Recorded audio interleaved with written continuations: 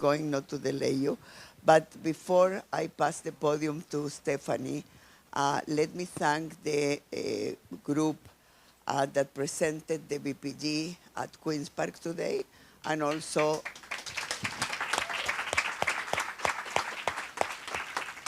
and equally important, let me thank also Dania Bersal for leading you here in a tremendous way.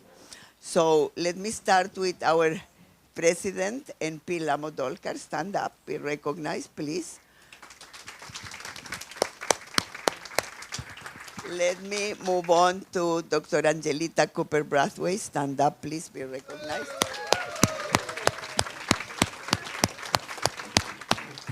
And then Dr. Bukola Salami, the co-chair, co-lead of the VPG.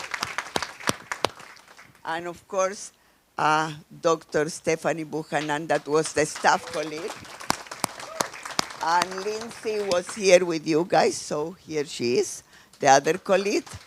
And Dr. Laron Nelson also was extremely involved and also sent his regards. And we had media, and we also had tremendous staff, including Anu and Victoria. They're here somewhere. Anu is here, Victoria somewhere. And I think that you guys did a phenomenal job in developing the VPG and the way also you launch it. So thank you very, very much. And now we will pass the podium to Stephanie to lead the panel, please. And okay, you have one. Very good.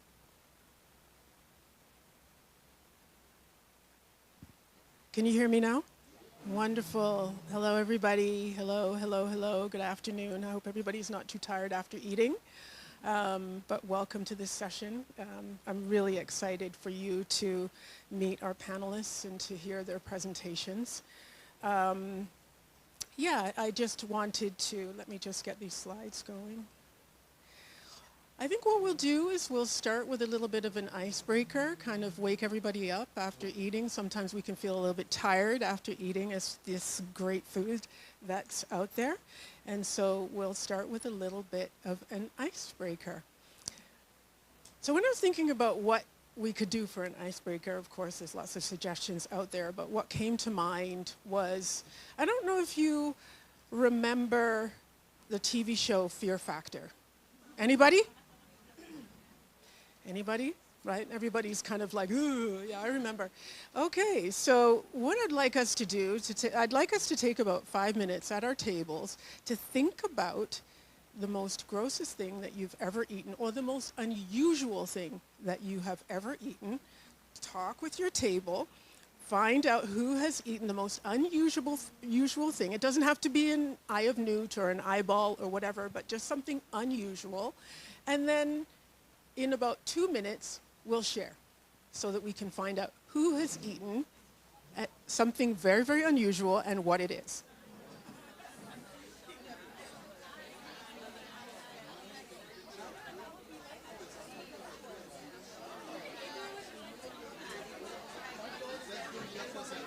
Any thoughts, panel? Something unusual? What? Alligator.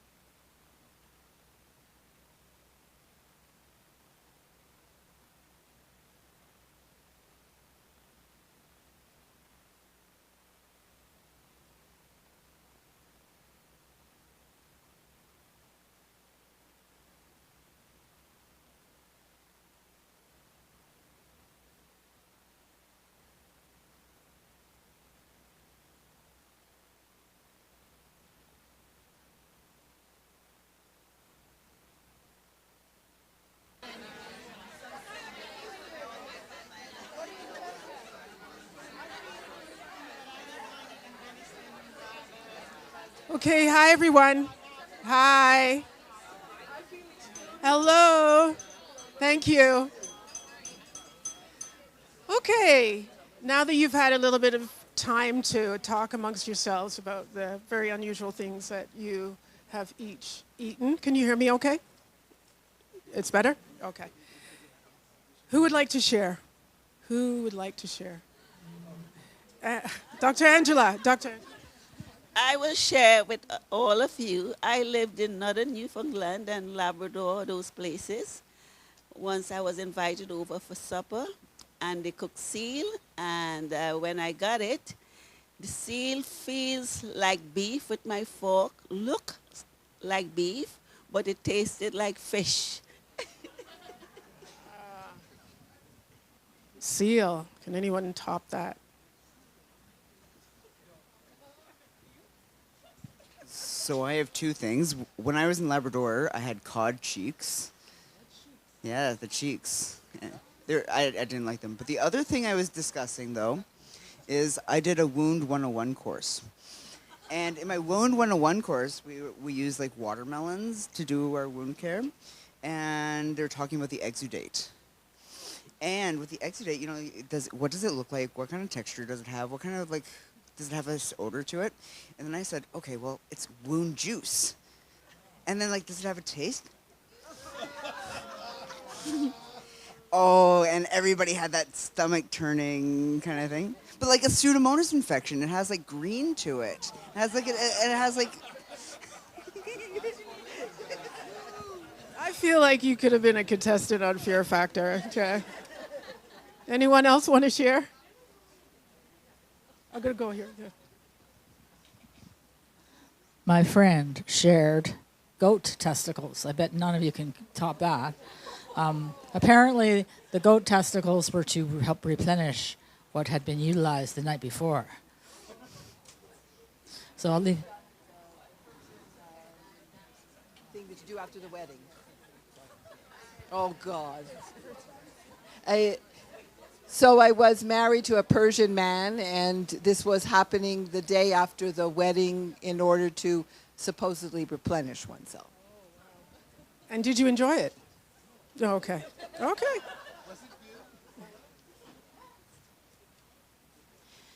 Yes, a year and a half ago, I had a swelling, a big carbuncle that appeared on my right knee. And we had Life Labs, by the way, at that point. And I went to Emerge, and they took out 50 cc's, and that wasn't all the fluid. They sent it down here to a provincial lab.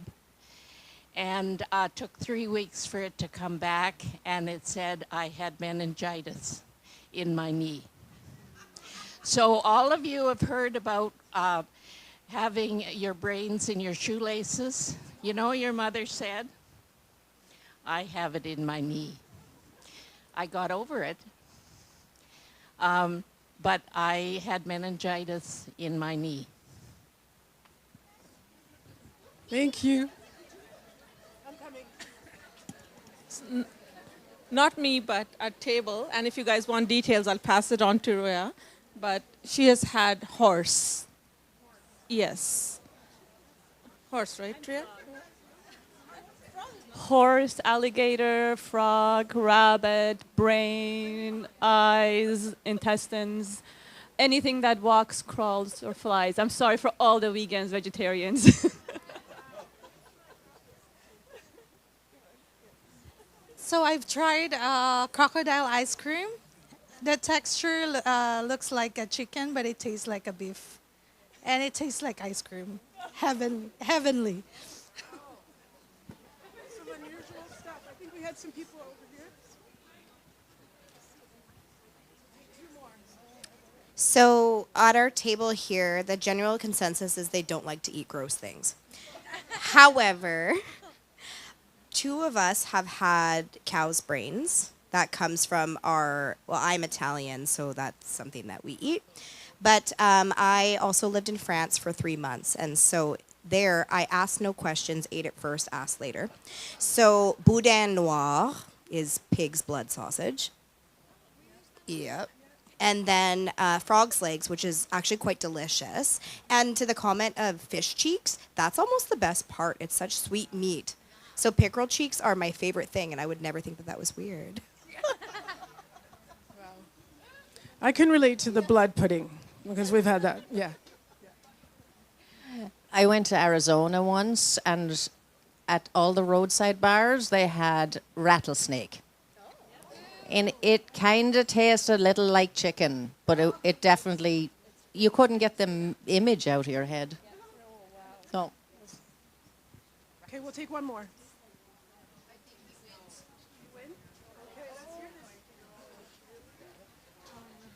When I was studying in Japan, my professor offered me live tiny squids soaked in soya sauce and wasabi. And I don't know if it was just my mind playing tricks on me, and it really felt like it was moving in my throat, and I had to gulp it down with a glass of beer. Live squid, live squid. Well, thank you very much, everybody. That's wonderful. Maybe, I don't know if somebody from the panel wanted to share. Oh, you have one more. We'll take one more. Poonam and I have both had shark fin soup. When it was legal. Now it's no longer legal to do that.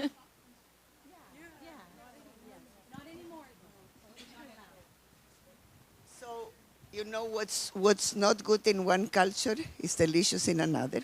That's number one. But when you don't know how to make it, it really is a problem. So I'm going to tell a mishap that I had of not knowing how to make it. Not that was not good or good.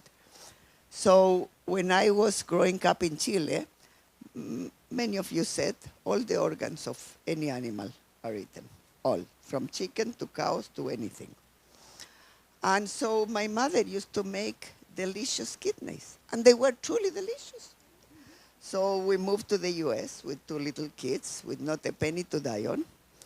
And in the supermarket, I saw kidneys, and they were actually very cheap. So I said, okay, I'm going to make kidneys.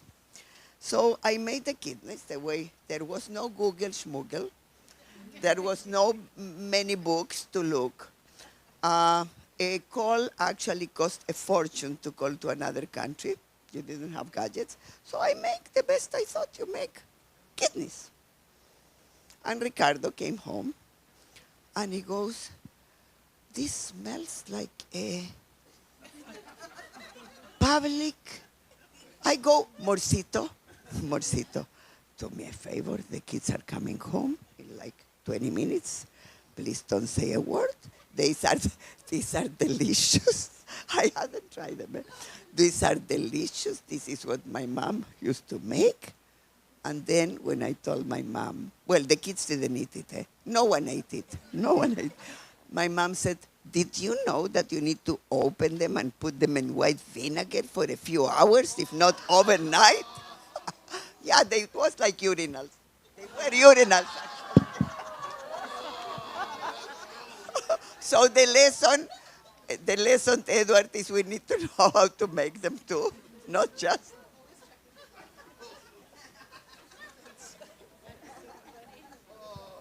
Thank you, Doris. That was quite a story. Okay, wonderful icebreaker, everybody. Thank you.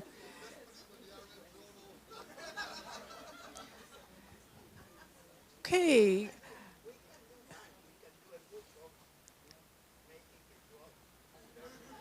Right? Unusual cookbook. Okay, so thank you, everybody. That was a wonderful icebreaker. Many of you know me. I'm Steph Buchanan, and I'll be your moderator, moderating the panel today. I'm super excited for you to hear the presentations of our 6 esteemed panelists. You probably count 5 people here, but we have a panel. You're probably like, she can't count. But we have a panelist online joining us from Nova Scotia. So yes, without any further ado, I'm just going to introduce you to our panelist here.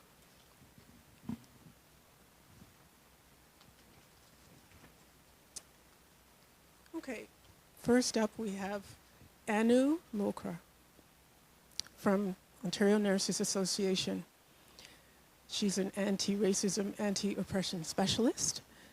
Anu is, she works with the ONA and is committed to an effort of advancing equity, cultural safety, and system change across healthcare settings. She brings experience supporting leaders and grassroots members to move forward, creating safer, more accountable environments for Black members and those from other marginalized communities. Within her organization, she's known for her ability to facilitate courageous conversations, build strong relational trust, and guide teams through meaningful, sustainable, transformational, grounded in humility, compassion, and intersectionality. Anu is an immigrant who arrived here 20 years ago and has a background in labor relations and has completed the UBC Anti-Racism Certificate, is completing her adult education program at Queen's University, and grounding her practice in both academic and applied approaches to transformative learning, dialogue facilitation, and organizational change. Our next panelist is Sandra Porteous from the College of Nurses of Ontario. Sandra is the Director of Equity and Leadership at CNO and came to the college after the first Director of Equity Inclusion at Metrolinx. She was fortunate to grow up in a home where issues of social justice and fairness were standard dinner table conversations. Sandra was a high school teacher for a decade and spent the next part of her life working all over Canada as a reporter, producer, and storyteller. In 2025, CNO launched a multi-year equity strategy, Inclusion for All, Nothing About Us Without Us, with a focus on a wide variety of constituents. The strategy is founded on the principle of both broad engagement and transparency. CNO staff, the college's council, registrants, applicants, and the public the college serves were crucial to the development of the plan. The strategy also focused on community partners, equity-deserving groups. As the largest healthcare regulator in Canada, CNO delivers on their responsibility to public protection by addressing bias and discrimination in regulatory processes and working to advance equity in the broader healthcare system.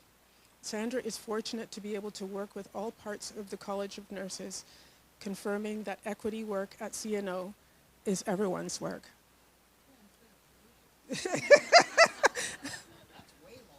That's okay.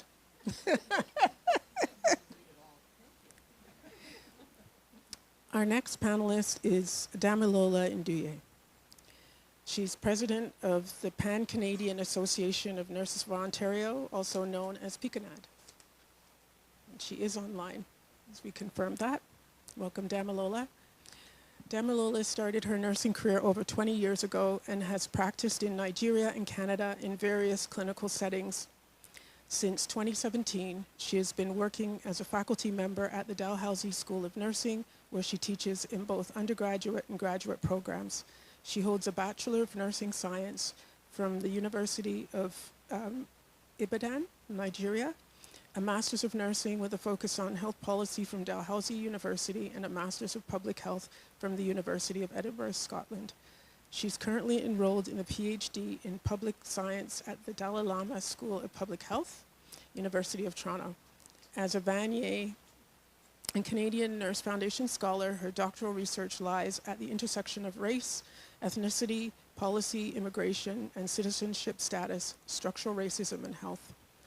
Since 2014, Damilola has been involved in various provincial and national projects and committees on the integration of internationally educated nurses, IENs, into the Canadian nursing workforce. Damilola is the co-founder and president of Nova Scotia Internationally Educated Nurses, which she co-leads with other IEN leaders. In recognition of her contributions to supporting the professional integration of IENs in Nova Scotia and across Canada, Damilola was awarded the Top 25 Immigrants in the Maritimes Award in 2018. This award honors Maritimers who stand out in their towns and cities and have made a difference in their communities. Early in 2023, the Government of Nova Scotia awarded funding for the NSIEN under Damilola's leadership to conduct the first of its kind province-wide research on the experiences of IENs in integrating into the Nova Scotia health workforce. I do want to mention also that Dan Malula was one of the expert panel members that worked on the guideline. Next, we have Sophia Raji from the Canadian Black Nurses Alliance.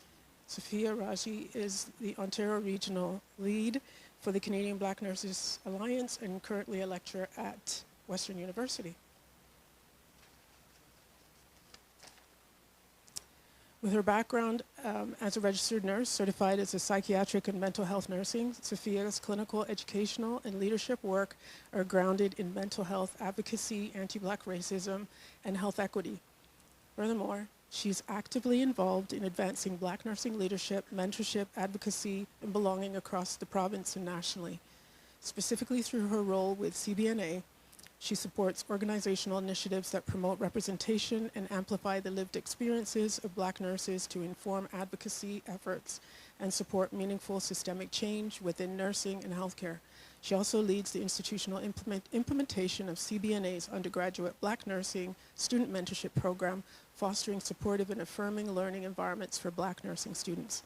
As an educator, Sophia is committed to preparing the next generation of nurses to deliver compassion, person-centered, equity-oriented care. She's an active member of the Decolonization, Anti-Racism, and Anti-Oppression Committee at School of Nursing, where she supports international initiatives that center equity, belonging, and accountability within nursing education. Through her teaching, leadership, and advocacy, Sophia works to advance nursing practice that is more accountable, inclusive, and responsive to lived experiences of Black communities. Next up, we have Shelley Laforêt. Welcome, Shelley, from the Ontario Black Nurses Network. Am I saying your name right? I'm Frenchifying it. Yeah, okay. Okay. Thank you. Thanks, Shelley. Shelley is a registered nurse with over 25 years of professional experience. Initially a diploma-trained RN, she returned to academia to complete a Bachelor of Nursing and Master of Nursing, and is currently pursuing a PhD in interdisciplinary social research. She's been awarded a prestigious 3-year grant, government-funded research grant to support her doctoral studies. Her nursing experience spans multiple clinical settings, and she currently holds a faculty appointment as a college professor, both of which allow her to contribute to nursing education through practice-informed instruction, mentorship, and leadership. Shelley is a member of the College of Nurses of Ontario and the Registered Nurses Association of Ontario, and she holds certification in vascular access for Canadian Vascular Access Association. Committed to equity and professional advocacy, Shelley is a founder and executive director of the OBNN, the Ontario Black Nurses Network, and the Black Nurses Leadership Program. In recognition of her leadership and service, Shelley has received multiple community service awards, and her broader community engagement includes board and committee roles with the Canadian Nurses Foundation, PCANAD, Epilepsy Ontario, the Ontario Brain Institute, and the Black Healthcare Professionals Network. Next up is Lori Zozzolato. Lori is chair of the Black Nurses Leading Change Interest Group here at RNEO. Lori advocates for nurses, patients to live their best lives for positive social change. A nurse for more than 17 years, Lori began her nursing career as a registered practical nurse, bridged to RN, later acquiring her current designation as a nurse specialized in wound ostomy and continence Canada. So a wound care specialist. Lori currently works as a clinical specialist for Convatec Canada. She volunteers as development officer at the Ontario Black Nurses Network, chairs the Black Nurses Leading Change, which is a special interest group. We know of the interest group at RNEO, and participates in the NSWAC National Diversity Task Force and sits on Convatec's Global LGBT+ Employment Resource Group that supports diversity. She is currently filming a documentary with RNEO that examines the experiences of Black men in nursing. Can't wait to see it. In 2023, Lori was awarded the RNEO Award of Merit, received the Carmen Moody Nursing Recognition Award from OBNN, and in 2024 was selected as one of Canada's 100 Black women to watch. Ooh.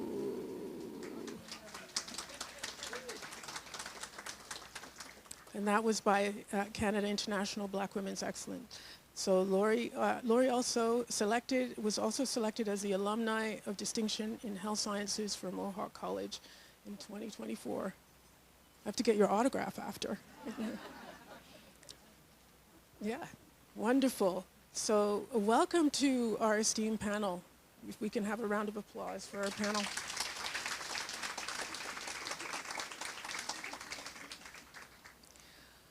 Okay, so before we get into our individual presentations, I know that many of you may know this timeline journey of how the guideline came to being, so I probably won't spend too much time on it. But just as a refresher for folks that don't know, the journey began in 2020 with the murder of George Floyd, and then Dr. Doris Grinspan, through a call to action, convened the Black Nurses Task Force, of which we have the chair here, Dr. Angela Cooper-Brathwaite.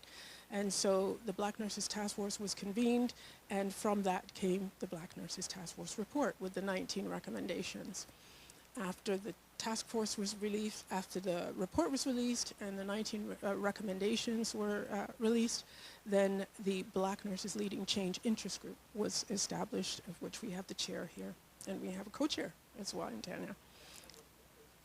Tanya? We have 2 chairs here. Woohoo! Wonderful. Amazing work. As part of what came out of the report, as most of you know, is the impetus to develop the guideline.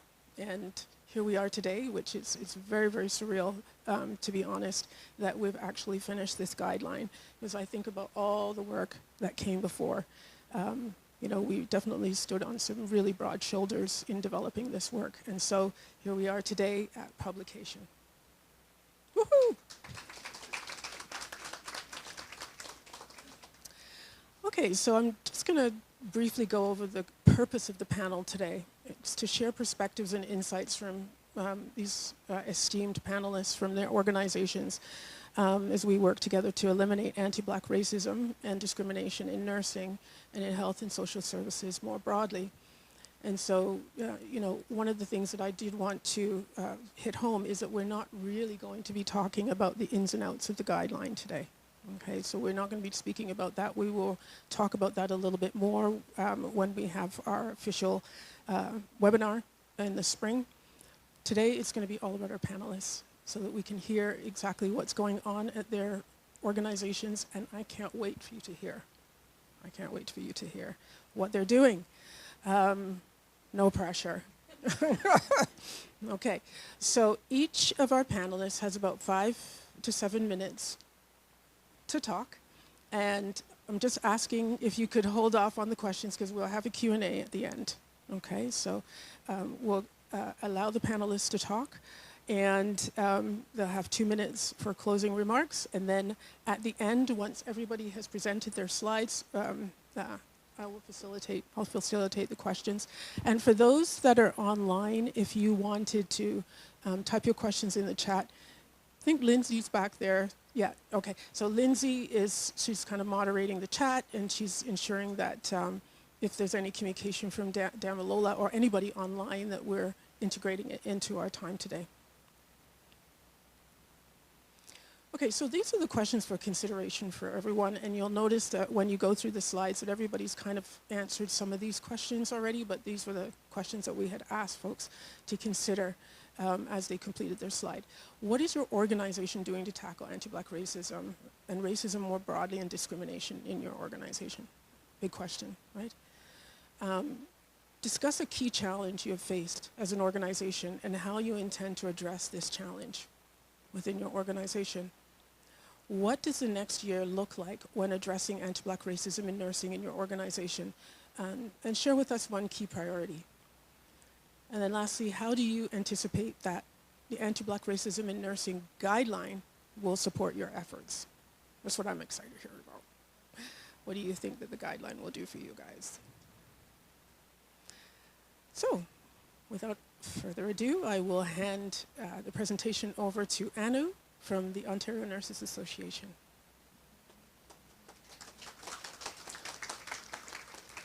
Do you want me to move?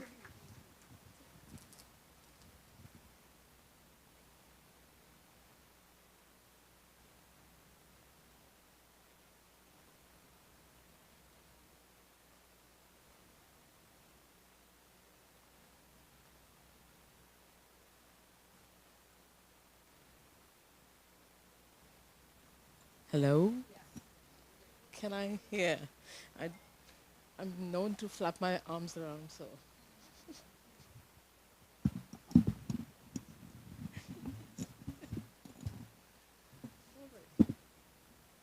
Yeah. Yes, I am short. Thank you. Good afternoon. I know everybody's had lunch, energy's probably low. I'll try to keep it short and snappy. When she said 5 to 7 minutes, I don't think I was going to make it. So I'm here from the Ontario Nurses Association. The name is Anu Anuradha. And quickly, I'm just going to run you through, probably I'm among the few non-nurses in the room. And I'm also from ONA, which is something which is a little different from the academia largely in the room here.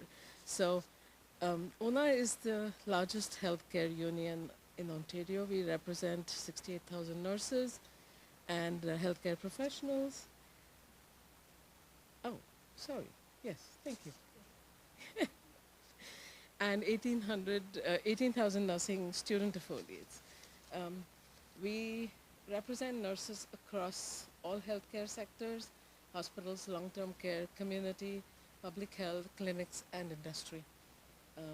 Our work is guided by our members for better, safer, and fairer workplaces.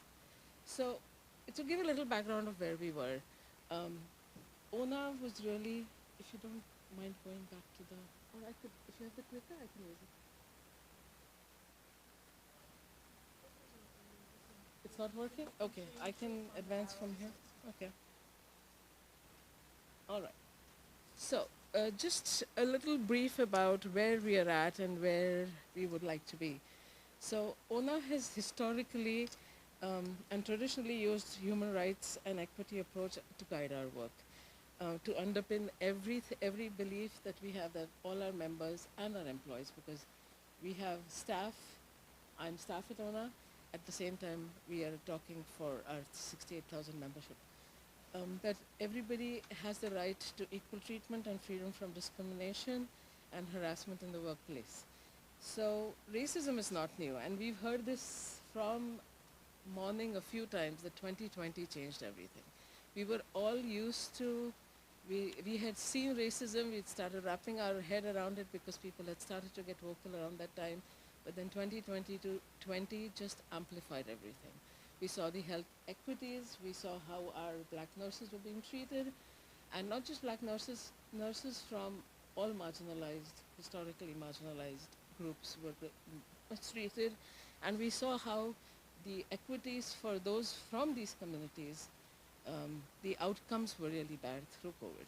So all that put together, and then George Floyd happened. So that just pretty much amplified the whole effect for us. It brought ONA to a place of commitment that we will do better and that we will listen to those with lived experiences. We will educate ourselves and that we will continue to take action to end anti-black racism and discrimination in healthcare.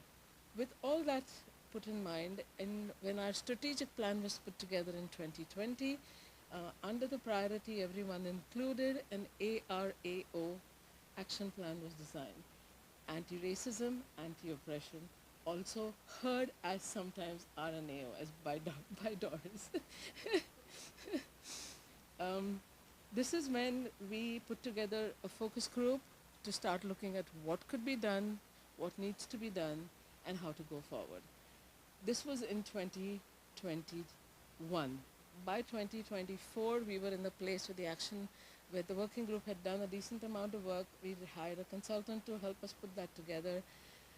And then ONA was ready to commit resources to make it a permanent thing. Hence, I'm here.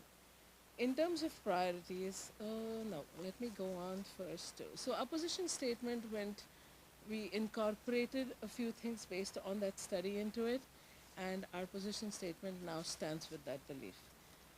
Some of the challenges we've had moving our work forward has been largely around okay, so most of us are large organizations are doing this work within systems and structures that were not originally designed with anti-racism and specifically anti-black racism at the center. They were built in a completely different time, and changing systems and structures, as we heard even this morning, requires a whole lot of work. It requires dedication. It requires every stakeholder in the process to be invested. The evidence is also clear for us through our membership that black nurses continue to face racism, and there is a huge fear of reprisal, a lack of support, limited confidence in reporting mechanisms, and hence no meaningful change. Reporting mechanisms in the workplaces we talk about are the workplace settings. We have to consider buy-in from the employers. So it's a whole different scene we're talking about here. Internally, we knew as ONA staff that we were going to have challenges in building awareness and readiness across the organization. It's a very diverse organization, and we've spent a decent amount of time in these early years in trying to get everybody ready. We were looking at shifting cultures. Shifting cultures, we had to navigate varying degrees of awareness, comfort, capacity across staff, leadership, and membership. Again, we had to meet people where they are at. We are still in the process of doing that. Everybody's on their own journey, but we've got to meet people where they're at if we want to make changes and we want them to be sustained. The other more important thing that was happening there was, clearly I get distracted really fast. Okay. Is that we had, and I heard this coming out of the best practice guideline today, is we had very few measurables. Accountability was difficult. So I'm really excited that the best practice guideline speaks to measurables, speaks to what to do and how to do it, rather than us trying to reinvent the wheel here. The aim would be is to use that to push things further for us. In terms of going forward, we think what the BPG, can we go back one slide because this, okay. Okay, there. Okay. So what we're hoping this will do for us is it arrives at an important time for us because our ARAO action plan was designed from 2022, which was our first ever, to 2026. We are in our final year of the action plan, which is where we are looking at what we've achieved so far and what are our next steps going forward. This is a time where we've been able to create enough awareness within the membership. We've been able to get some language into some of our collective agreements, which is going to make the enforceability easy. We've got EDI language, actually. This was a win for ONA. We got EDI language in terms of a letter of understanding in our central hospital agreement, which means every hospital, which is almost every hospital in the province, is now bound to have an EDI committee, which will have a union representative on it, and it will have a mandate. And the mandate has to be decided by the committee, but there are broad guidelines as to what that's going to look like. So that's the way we look at it from our perspective. That was one step in. That is a way to hold people accountable, because anything in a collective agreement is grievable. So there are repercussions that come out of it. So that was a big thing for us. The other thing that came out was that we since then, every bargaining proposal, or for any sectors that it might be, we vetted for ARAO language.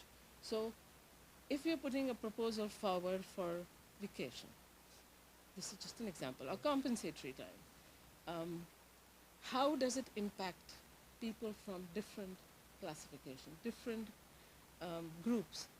Does it affect everybody the same? or do we have to put an equity lens into this? Because the difference between equality and equity is where this comes into play. We are trying to address the equity issue by this perspective. And so we are looking at all our things entirely differently. Our bargaining, setting of proposals has become more collaborative. We ensure we have more voices at the table, the right voices, the right representation at the table, because representation matters, right? If I don't see somebody who looks like me, who sounds like me at the table, I have no faith that my issues are going to be raised, taken further, and represented at those bigger tables where decisions are made. So we are making a dedicated focus to make sure that these things are happening. And when it comes to the guideline is going to help us in the sense when we are bargaining, and we are bargaining equitable language, or for example, to take this EDI example forward for the committee that we have, now we can tell them, this is the RNAO guideline, this is what they say, it's evidence-based, data-proven kind structure. This is what we would like. But if I'm going to say it, it's ONA's being difficult.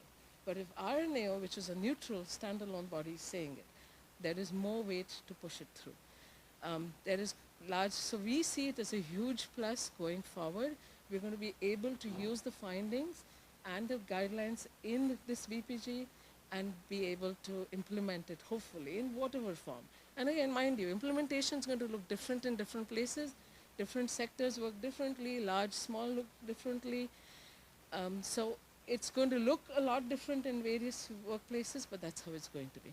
The last thing that I'd really like to point out is in terms of resources, and when I said we are trying to make sure the right faces are there, ONA made a constitutional change and amendment in our biennial convention last November.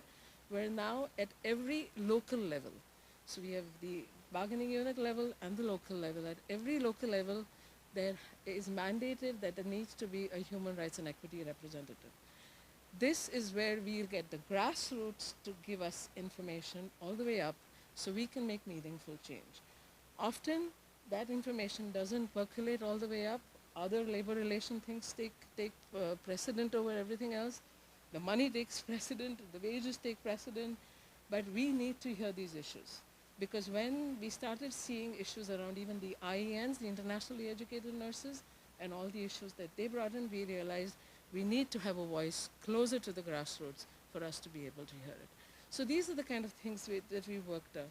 The enforcing accountability, I heard doctors speak this morning about the best practice guideline having accountabilities in there, which is going to be easy for us then to hold employers responsible, right? To hold their feet to the fire, if I may. Looking forward, we are looking at, ONA is looking at building dedicated brave spaces, and we are moving away from safe spaces to brave spaces because brave spaces is where growth happens.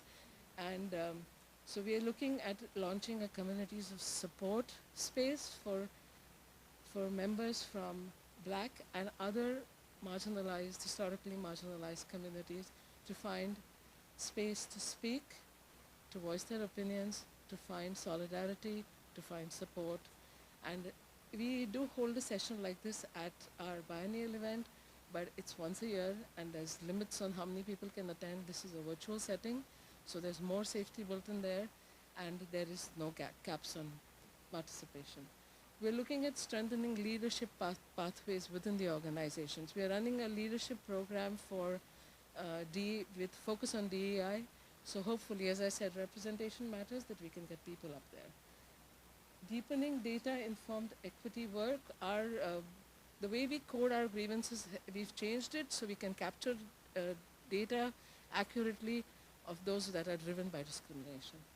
And then we will continue to build anti-racism capacity across staff and across leadership.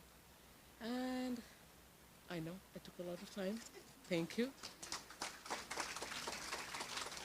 I had Stephanie keep looking at me, so yes. No, I didn't want to interrupt you. That was powerful. It was powerful. It sounds like the guideline is coming out at a perfect time for you. Yeah, I'll ask everybody to hold their questions, jot them down. You'll have a chance to ask any questions of Ona, Anu, and Ona afterwards. Next, I'd like to call up Sandra Porteous from the College of Nurses of Ontario. These are the most lovely panelists. I just want to hang with them when this ends. I think we start our own little community of practice. It'll involve weekly phone calls. You're like, no, I don't think so. Okay. Yeah, and first of all, before I get into this, I must stop, especially looking at folks in the room, including Doris, to say, first of all, I bring you sincere congratulations from the College of Nurses. Some of my colleagues were at Queen's Park today on what is an impressive project. These guidelines are powerful and substantial. And just so you know, one of the things that's so cool about CNO right now is that our CEO, Sylvie Crawford, asked every director to by Monday have gone through the document, provide our feedback from across the organization. So as I think I've mentioned at CNO, equity work is it's not my work, it's not the Sandra Porteous department, it's the work of every director and every part of the organization. So although many of you, oh, thank you. Yeah, fantastic work. Okay, I'm going to start, but again, congratulations. What CNO did, and interestingly enough, when I joined CNO less than 3 years ago, one of the first things I realized was that RNAO had called on CNO to gather demographic data, which of course is incredibly important.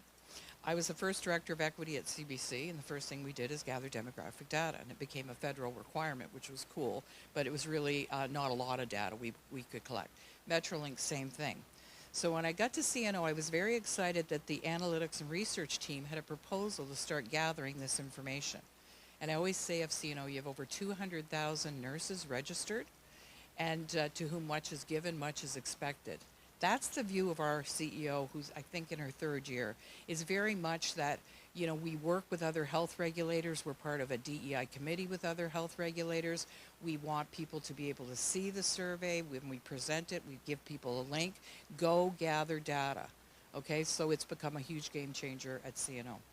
So we know the value of demographic data. Again, I've said, you know, we're the largest healthcare regulator in Canada. And I have to tell you, when a recruiter called and asked me if I was interested in applying for the job, she said it's for the largest healthcare regulator in Canada. And I said, what's it called? And she said, College of Nurses of Ontario. I said, that can't be the largest, is it? And in fact, it was. And the reason I took the job is, who doesn't want to be doing this work in healthcare?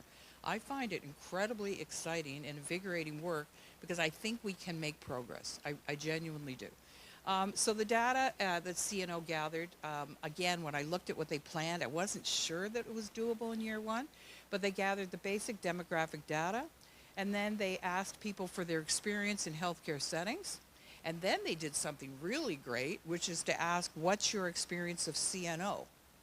Now, a lot of organizations don't like the third question. You know, how was your meal? Fine. Wait till you read my Yelp review. So, you know, the bottom line was that was a brave thing to do. And everybody in the organization said, you know, kind of suck it up. Let's see. Let's find out. And all that data is going to help. So intersectionality was obviously addressed. It's exciting for people not to have to check one box, right? We're not one things. What is the poem? You know, we are a multitude. But anyway, questions were very carefully crafted. We spent more time crafting questions than anything, trying to make sure the language is up to date. And data equity is absolutely key, and that's the application of an intentional lens. You have to really be thinking hard about justice, fairness, inclusivity at every stage of collection. So people in this room were key to this work, because as some of you know, the analytics and research team met with a wide variety of groups. So methodology had to be online, had to be voluntarial. Ontario, I've invented a new word, voluntary in Ontario. Voluntario, write that one down. So voluntary, and you had to be assured that it was anonymous, because nobody's going to fill it out. And I'll tell you, having done this kind of work for a long time, first year you don't get as many, I don't think, participants as you hope. And then guess what happens? When we start publishing the findings, people say, oh, that was that thing I didn't fill out. And look what they found out about the experience of black nurses. So we hope the numbers go up year over year. So you members got an email informing them, inviting them to take part. We harassed people. Oops, not harassed, reminded with follow-ups. And CNO really worked hard to ensure the work was endorsed by a variety of community partners, including Indigenous and equity deserving groups.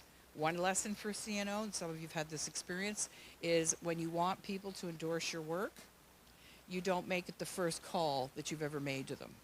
I tell people, it's like we moved into an apartment one time and a guy came over and knocked on the door and said to my husband and I, "Are you guys available to come over Sunday?" I'm like, "Great, free meal." And we got there and he said, "I'm painting, grab a brush." I'm not kidding. And I said, "That's your first encounter with us?"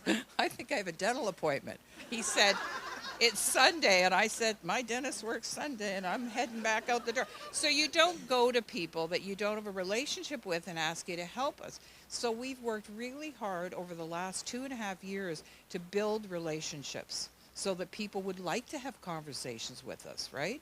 So then we say, now would you consider endorsing this survey? So we started work with an incredible group of Indigenous RNs at what's called IPHCC. Anybody hear of IPHCC? Indigenous practitioners of health, incredible women. And Dr. Nicole Blackman, you know, we talked to her for a long time about how we were going to start working with that group. And then she came back and she said to me, you know, and again, she said, "I don't know if I'll endorse this." And I said, "That's okay. So let's keep talking," right? So we kept talking. And about 5 or 6 months later, she said, "I think we will do this." And my colleague was like, "How did that happen?" I said, "We didn't ask her to paint the apartment the first time we met her." Okay? She wasn't comfortable doing it. Come back later. Okay. So gathering and sharing. So this census gave us and our health system partners critical insights into who the nurses are, how they work, and conditions they face. I'm going to be honest with you. I've read every comment. Somebody said to me before, when you do this work and you have 500 comments or 1,000 comments, who reads them? And I said, I read them all. All. I don't care if I'm sitting on the GO train making sure that my file is tightly held to my chest. No, but I read them all. Because if you don't read them all, you're not getting a sense of what did they actually say. Data, as you know with your incredible guidelines released today, data is the ultimate game changer in DEI or equity work. It just is a game changer. It moves us from assumptions to accountability. I once had a senior manager of an organization tell me that he thought there were lots of historically underrepresented groups in senior management across an organization with 10,000 people. And I said, "What are you basing that on?" He said, "I just have a feeling." I said, "Do you? You have a feeling." "I have a feeling I should have been on the cover of Vogue. It has not happened." I continue to wait for the call. It's not coming. But I mean, seriously, I have a feeling. I said, let's gather some data. So guess what happens when you gather the data? You can show information that proves that black nurses are not being promoted into leadership. Don't argue with me about it. Like, there's the data. So what's the big shock? And once they know that, it drives action. And someone asked me 10 years ago, why don't organizations gather data? And I said, for the same reason, I do not step on a scale. They don't want the information. And if they wanted the information, they'd ask. So guess what happens when they've got the information? You can all yell out, what must you do when you have facts? You have to act. You have to respond in some way. And so I'm obsessed with data, which is why your guidelines, I'm overly excited. And I was warned by my colleagues not to become too excited today. So I'll try to push it down. So yeah, what we've done is we said to other regulators, here's the data, here's our survey. We presented last week to 30 health regulators in Ontario, and they all kept saying, can you share? We went, whatever you want. And they went, really? We said, because we want you to do that, College of Massage Therapists and College of Chiropractors. We all need this data. So it does confirm research. What excites me about what you presented today, it matches what we found, and it matches what others have found. So guess what that means? We speak with a more powerful voice. I've said to people immediately, have you looked at this? Have you heard about this coming? 3 people yesterday said, can you send it to me? I said, well, I actually don't work for RNAO, but I'm going to be able to provide you. Could I? Hang on, just hang on a minute. I have to talk to my boss. I just have to come in and paint the office. No, well, as long as I don't have to have any kidneys. Yeah, all I need to know is that there's no kidneys involved in my first life. Yeah, and I'll tell you sometime when I worked for CBC, I went to Nunavut and somebody said, "Enjoy your first day," and I said, "That sounds ominous. What do you mean?" They did this to one of the governor generals. When you get to CBC in Iqaluit, at lunch they say there's a big surprise in the coffee room, and I said, "Oh, is it donuts?" Because I'm thinking donuts, it's raw caribou and seal blubber. And they give you a little knife and it's a test. They go, "You hungry?" And I'm like, I'm channeling sushi. Anyway, so yes, all of this is important. So this is just one slide from what we learned. Underrepresentation of racialized respondents in leadership roles. Oh, look at this. We've got incredible data now about what young nurses are experiencing. We've got incredible data around what disabled nurses are experiencing. We've got incredible data about nurses who are wise and brilliant and of a certain age and being made to feel like they should maybe not be there. So this is all powerful data that we can share. And again, we're really excited about the work you're doing because it's an incredible document. There's no way we could have completed something like that, and I know that you didn't do it in a matter of a year or 18 months. So again, we're looking at it very closely and excited you've done it. Okay, what's next? Believe it or not, I'm eventually going to stop.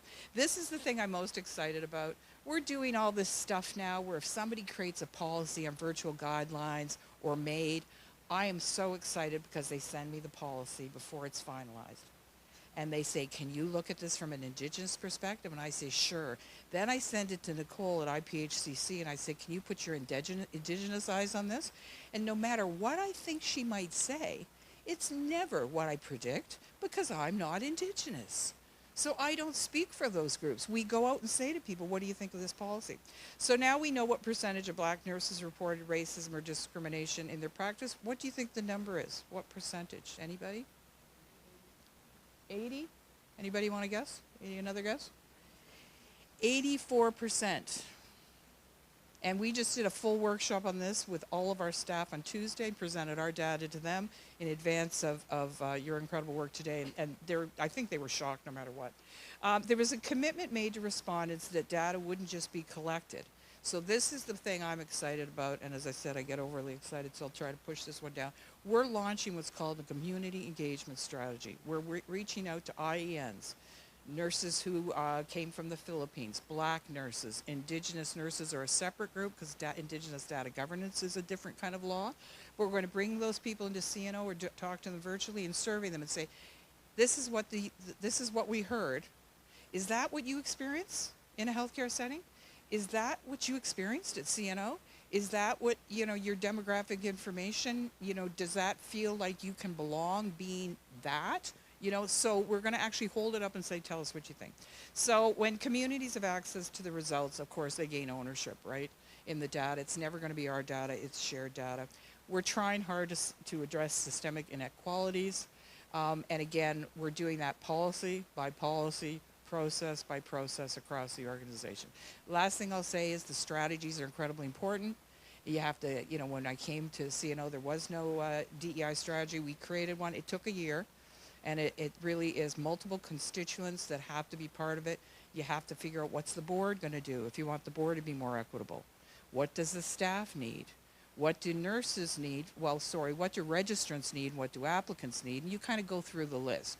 Once you get that strategy out, it's like your roadmap. It's your North Star. Oh, that was it. Look, I'm finished. Congratulations to us. Anyway, thank you.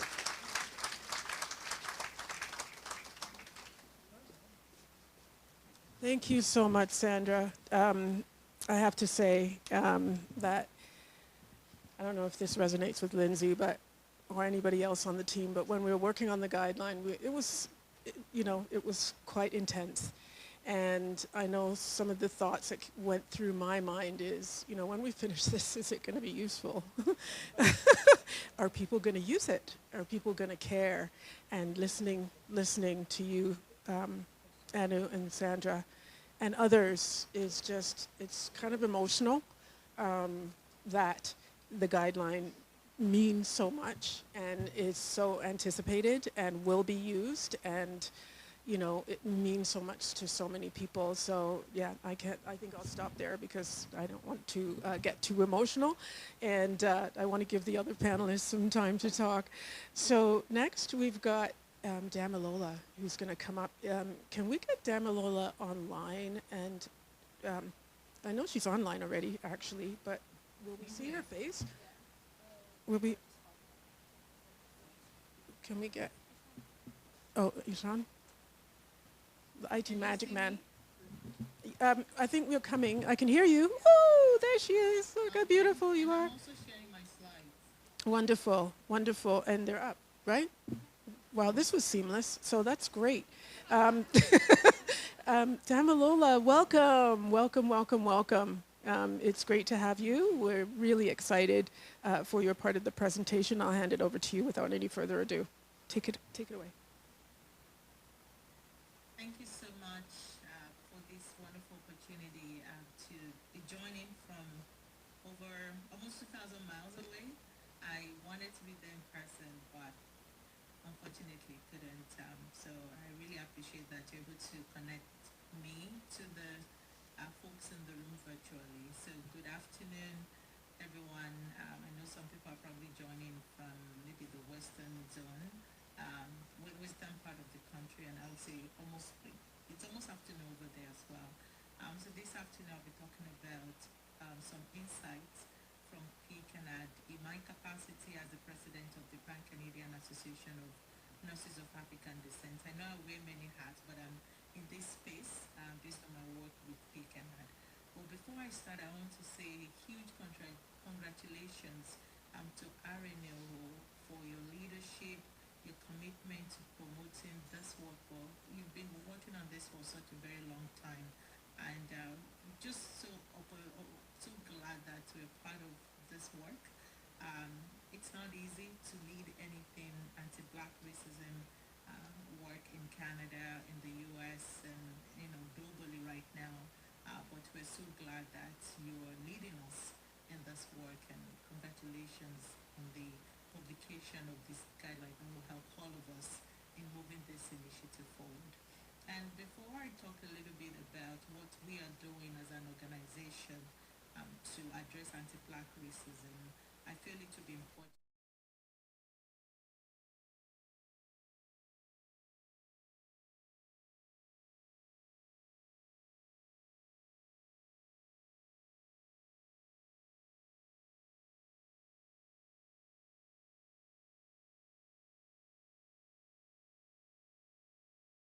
Around that time when everybody was talking about anti-Black racism in Canada. And we as an organization, the way we describe ourselves is that we're a collective of different organizations representing nurses of African descent, and that's whether someone is Black, Afro-Caribbean, African, Afro-Brazilian, anybody of African descent. And we represent different organizations and individuals irrespective of their domains of practice. So collectively, we are across Canada, but PCANAD itself cannot exist without our organizations. And I'm glad that Shirley Philippe Laforêt is gonna speak later on. She's the president of OBNN, and OBNN is one of our partner organizations, and that's the model for PCANAD. We have Black Nurses Association in Nova Scotia, we have PCANAD in Nunavut, we have BC folks, we have the Canadian Black Nurses Network in Ontario as well, and then across Canada where where there are no formalized organizations, we do have representatives as well. So as an organization, we exist because other organizations exist, and we all work together to advance anti-Black racism in Canada. So why exactly, and what do we mean by anti-Black racism? It's like preaching to the choir. But one thing that when we first started talking intentionally about forming this organization in 2020, one thing that we realized, and it's not that we just realized at that point, but we felt it was important to start working towards it, is that our experiences as Black nurses are shaped by, one, structural racism, and as one of the speakers mentioned earlier, that the system is not made for certain people. And in addition to that, it's also shaped by our intersecting identity. So whether it's our immigration status or our gender, age, ability, disability, and all that. And in addition to that, we also, kind of situate our experience, and it's what everybody knows, that whatever we experience as Black nurses mirror the system, mirrors the institution, mirrors the injustices that people of African descent have been facing for centuries. Because of that, no matter how hard we try to thrive as a nurse or as a nursing student, we continue to experience racism interpersonally, institutionally, and structurally. So because of that, we felt we have to do something about it. And what we realized in that 2020 was that there are different organizations across Canada doing one thing or the other about addressing anti-Black racism, and we decided to come together collectively. And I always say this, the door is still always open, but at the time Kikana started, it was a collective of different organizations coming together to have a national platform. And irrespective of having a national platform, different organizations do have their independence as a jurisdiction. And that's why sometimes it feels what individual organizations are doing is not the same. That's the structure of the organization. We all do things differently as provinces and territories, but at the same time we have a national platform to come together to advance our work.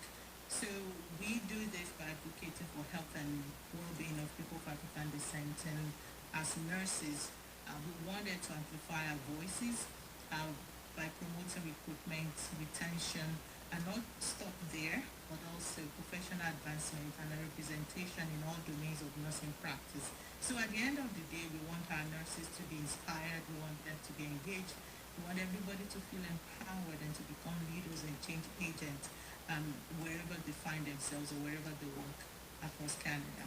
So how do we do this? Through mentorship, leadership and partnership, advocacy, education, community and capacity building. This is our collective work. And again, our different organizations do have their initiatives as well, but when we come together, these are some of the things that we've done in addressing anti-Black racism. And I'll just give a few examples of each of this. So under mentorship, we do this through formal channels and informal channels. And an example of a formal mentorship initiative that we've engaged in as an organization is our recent memorandum of understanding that we signed with the Canadian Nursing Student Association, Black Couples. In fact, CNSA reached out to PCANAD looking for that support, looking for that joint mentorship opportunity, and looking for guidance, knowing that many Black nursing students across Canada experience discrimination, racism, injustices in the classroom settings, in clinical settings, and many of them, although we don't have a lot of that data, but from what we know, Black nursing students are disproportionately affected by high attrition rates. So they reached out, and we're really, really proud of this collaboration with CNSA Black Couples. And one of the first things that we did since we signed that late last year was this webinar that we recently hosted in collaboration with them and the Canadian Nurses Foundation, looking at scholarship opportunities and how we can support Black nurses in strengthening their application so that they can be successful in the scholarship applications. So we're looking forward to supporting some of them. They've reached out, and we'll do our best to mentor them in the best way possible. In terms of leadership and partnership, I'm glad that we have a speaker from CNO. We've been working with the CNO for over 2 years now on the workforce census, and really proud of the work that they've done, and really proud that we've been part of the advisory team. We've also collaborated with the Canadian Nurses Association for some time. Hopefully everybody knows that CNA has been leading her work, a national work on racism and discrimination in nursing over the past 3 years. And PCANAD has been sitting on the board as one of the advisory committee members. And even in 2020, when CNA posted their position statement about anti-Black racism and anti-racism generally, At that time, even when we hadn't put a name to Cliftonad, our leaders were at decision making, and we provided feedback on that statement as well. And the reason why we are here today, so yes, we were, and we are still proud of the work we did with the RNAO in making sure that this work came to fruition. We're a drop in the ocean, but this is an example of how we partner with different organizations. We've also partnered with the Canadian Health Workforce Network, where they were talking about standardized data collection in health standardized data collection. When the nursing retention toolkit was being developed, we provided input in that as well. In terms of education, we've been working closely with the University of Alberta's Faculty of Nursing for some time now. They have a course called Nursing 425. It's a leadership practicum course, and we've mentored 4 of their students, and they reach out whenever they need a placement for a leadership placement for their nursing students, and we've been opportune to support them in this capacity. In terms of advocacy, we've collaborated with in the past, and we have ongoing relationship with the Sickle Cell Disease Association of Canada and the Sickle Cell Association of Ontario. In one advocating about everything related to sickle cell disease. I know some of you probably know about different initiatives around registry. There was just recently, we were signing a petition. We know what's going on in the House, like generally any condition that affects poor African descent are usually at the bottom of the list. But the Sickle Cell Disease Association of Canada is leading us across Canada and making sure that is not the case anymore. And we've collaborated with them on many occasions. There was a time that we led and we hosted a series on sickle cell disease education, and this was 2022-2023.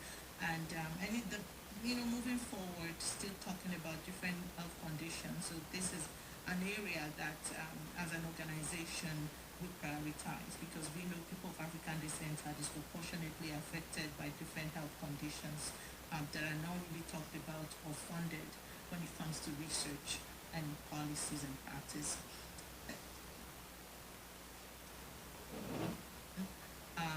Last year, we had our inaugural Canadian Black Nurses Conference, and I have to say that we all did it together. Because when we imagined having a conference, hosting the Canadian Black Nurses Conference, we didn't know what it would look like. But at the end of the day, when we did that in October, we had over 200 people attended that conference. And when we asked people how they would rate their experience, people, you can see on this slide, excellent, like over 80% rated it that they had an excellent experience. And this shows that there is a need to have a community for Black nurses, for nurses of African descent across Canada. And we are so happy that we're able to pull our resources together as a collective organization to make sure this happens. So this is only the first, but there's more. And we're excited that it's going to happen very soon. So Ontario, get ready, and people across Canada, get ready for the second edition. So looking ahead, the best practice guideline, I really appreciate how it's laid out and the different recommendations.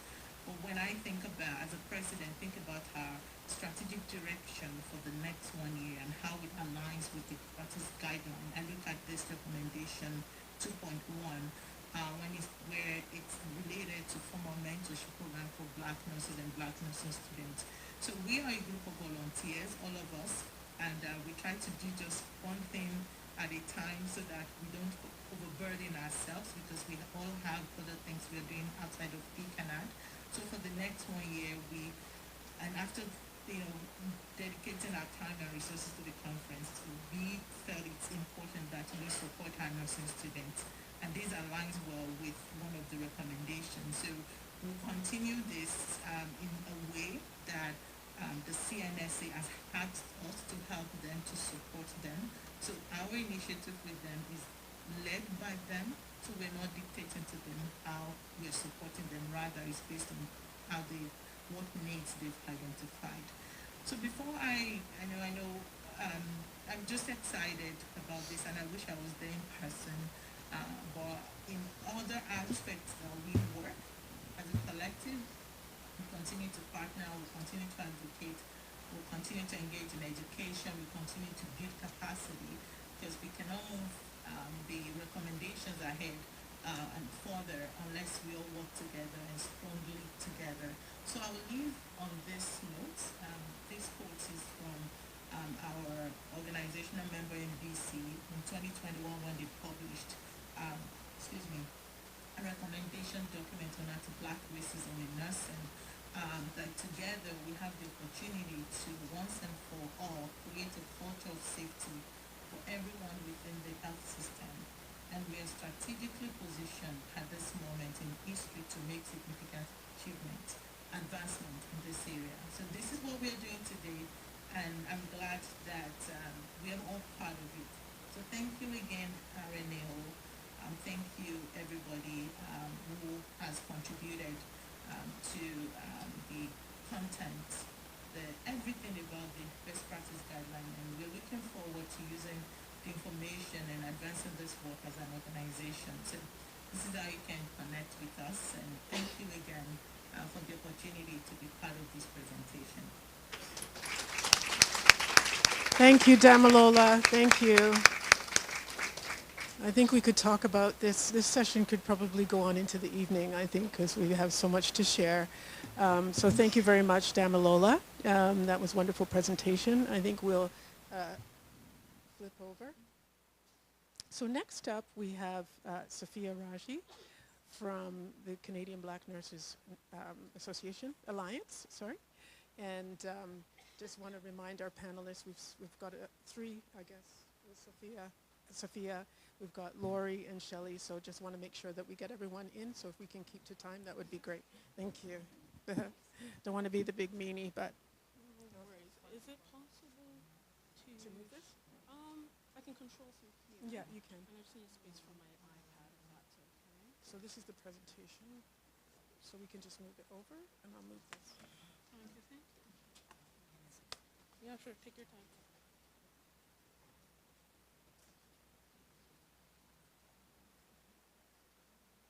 Yes, and if you're right in front of me, you can give me a signal.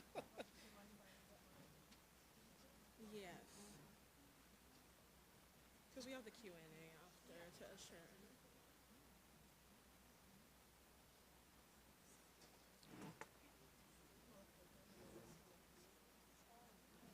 Don't worry, I'll take her off. Only have two hands.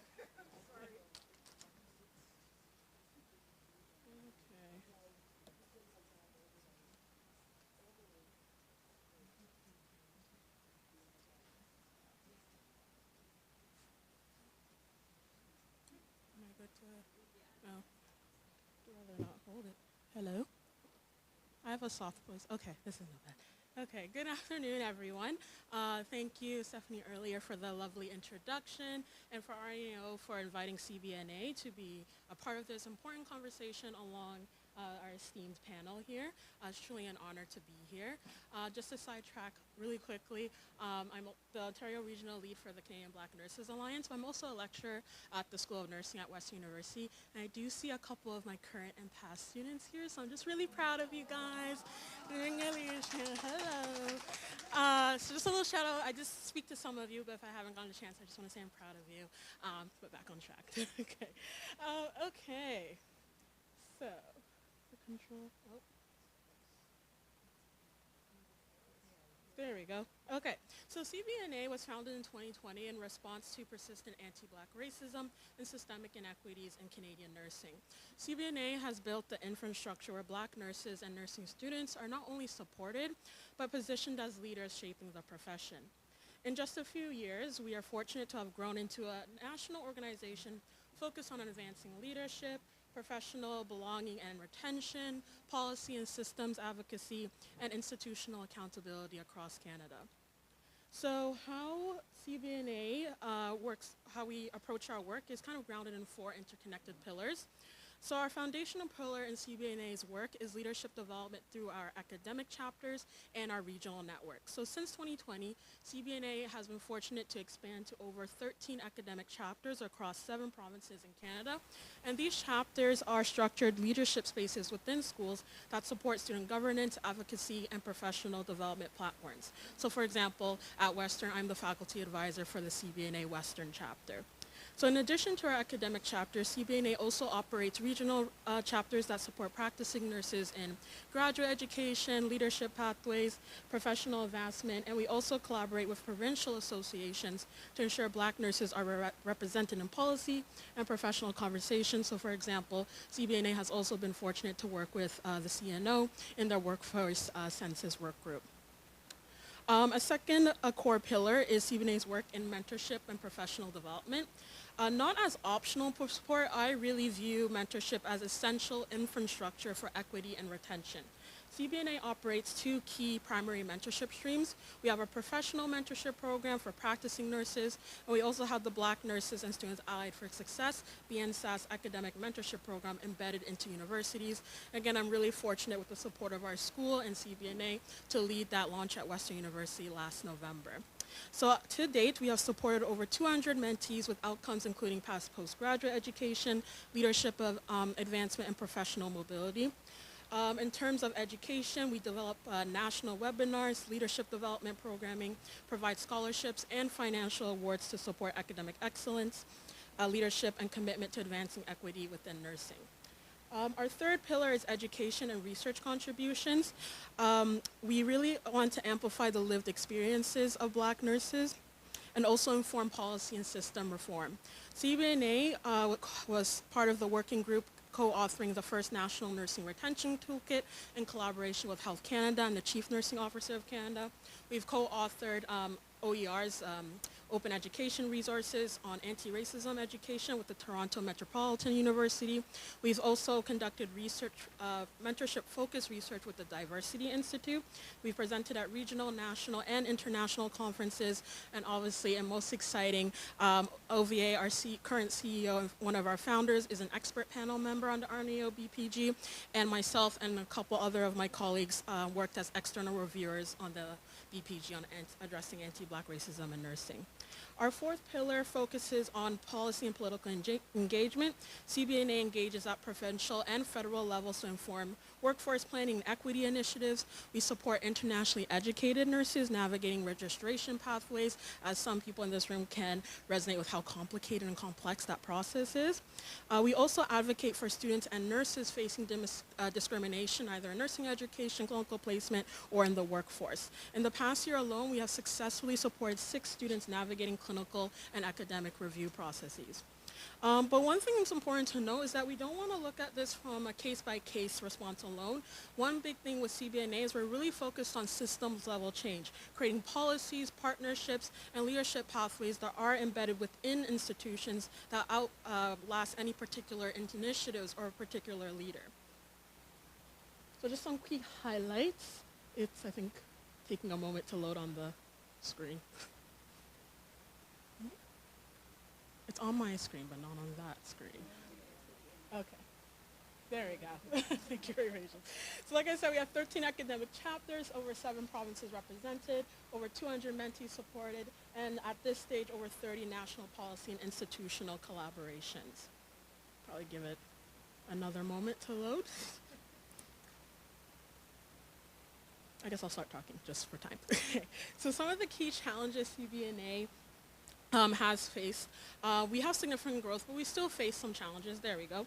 First, sustainability. Much of the equity-focused work relies on emotional labor and volunteer leadership, similar to what Damilola was speaking to previously, and it's not structurally resourced, right? It's not embedded into institutions. So ensuring long-term funding, for example, and institutional accountability is really key. Second, kind of building on that, is also the emotional burden and labor placed specifically on Black nurses to navigate and respond to systemic inequities while simultaneously excelling in the profession as well. Thirdly, institutional resistance and variability, more so in the sense that some organizations move really quickly toward equity-focused implementations, while others remain in very early stages of acknowledgement. And there's also the ongoing risk of tokenism. As equity becomes more visible within institutional priorities, it's critical that our partnerships move beyond symbolic representation towards structural, meaningful change. So I really appreciated what Sandra was sharing earlier, that we're not just working with organizations asking us for endorsements, right?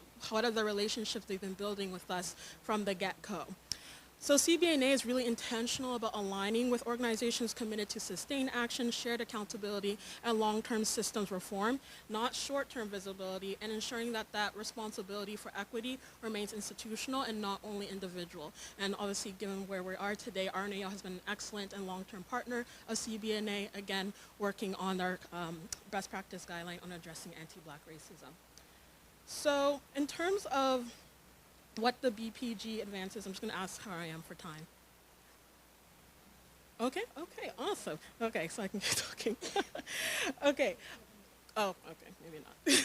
So just one thing I did really want to mention just before I wrap up is that one thing that we really appreciate at CBNA is that this guideline is shifting the focus from individual resilience to structural responsibility. So one personal reflection I've had in the past couple months is that for many Black nurses and nursing students, resilience has been necessary for survival in an environment shaped by exclusion, bias, and systemic inequities.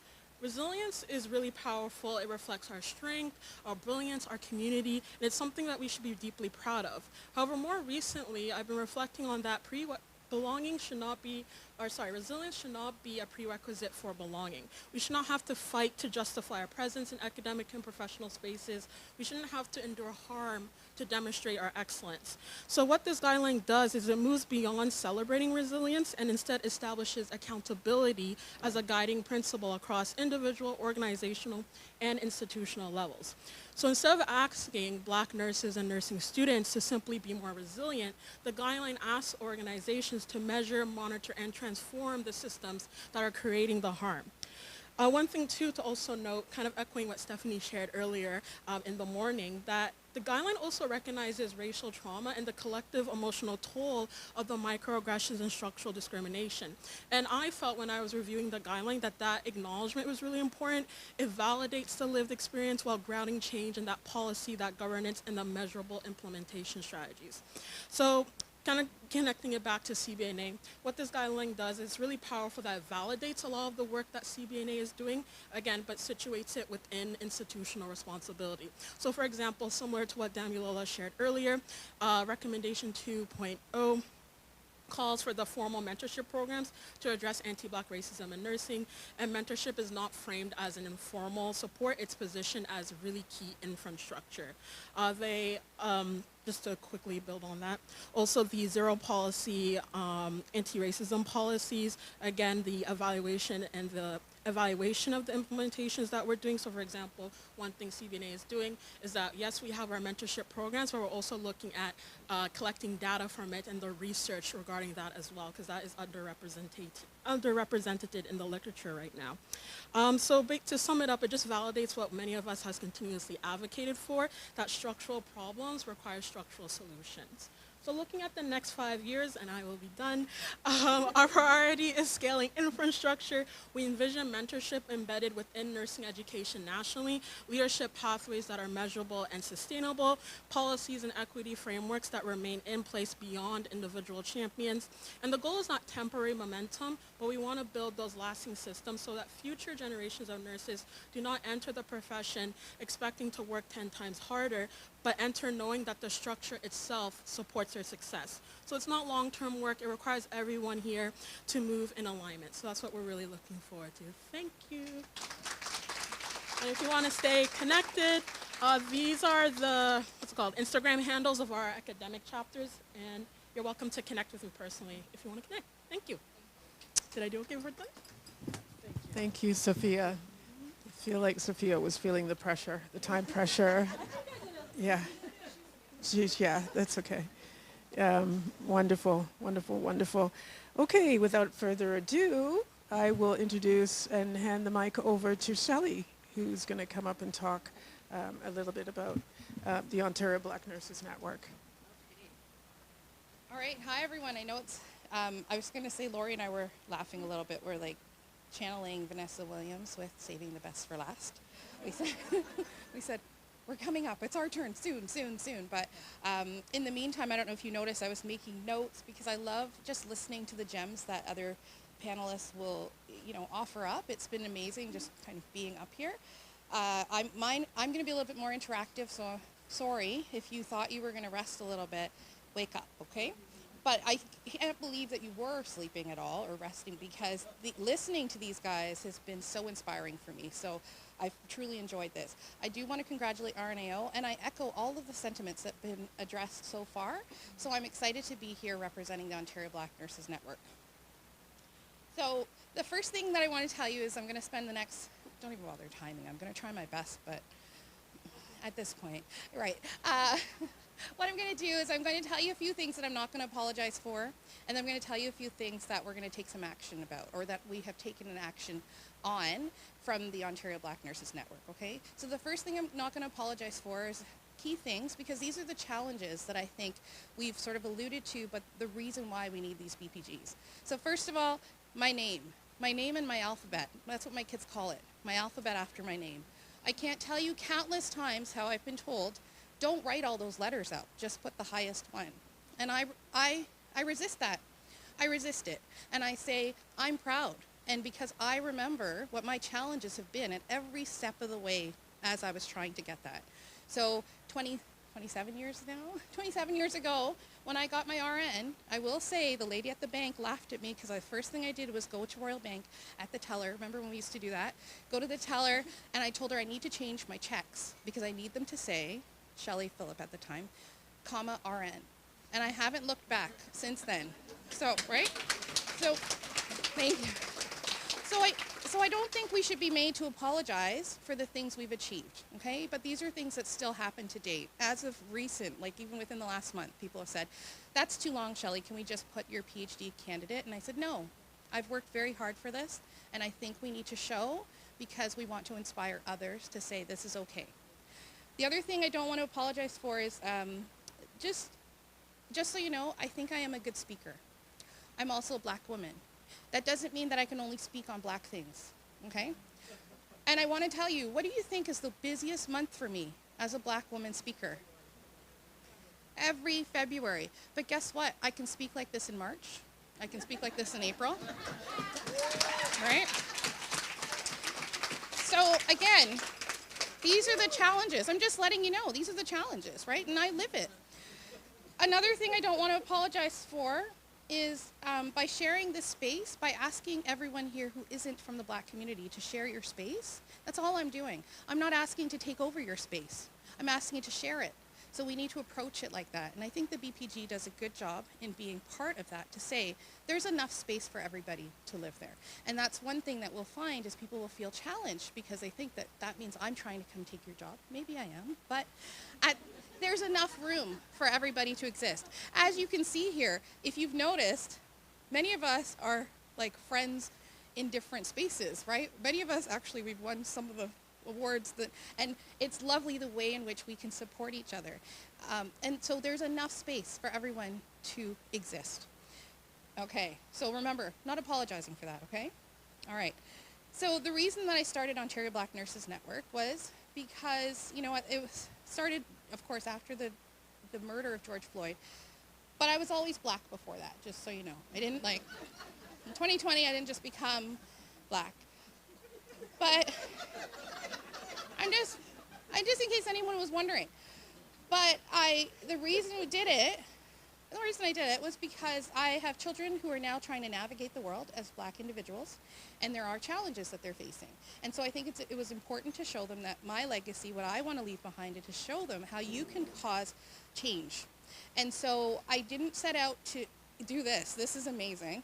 I didn't set out to do this. I just set out to cause a little bit of a ripple. And I remember seeing one of the first speakers at a conference I went to, and he said, you don't have to cause a big wave. You can just cause a ripple. And that's why I started the network, was just to cause a little bit of a ripple. I also did it to find a friend, because it was very lonely. I would attend many conferences. I would attend many meetings. I would walk in and I'd look around and I'm like, nobody here looks like me.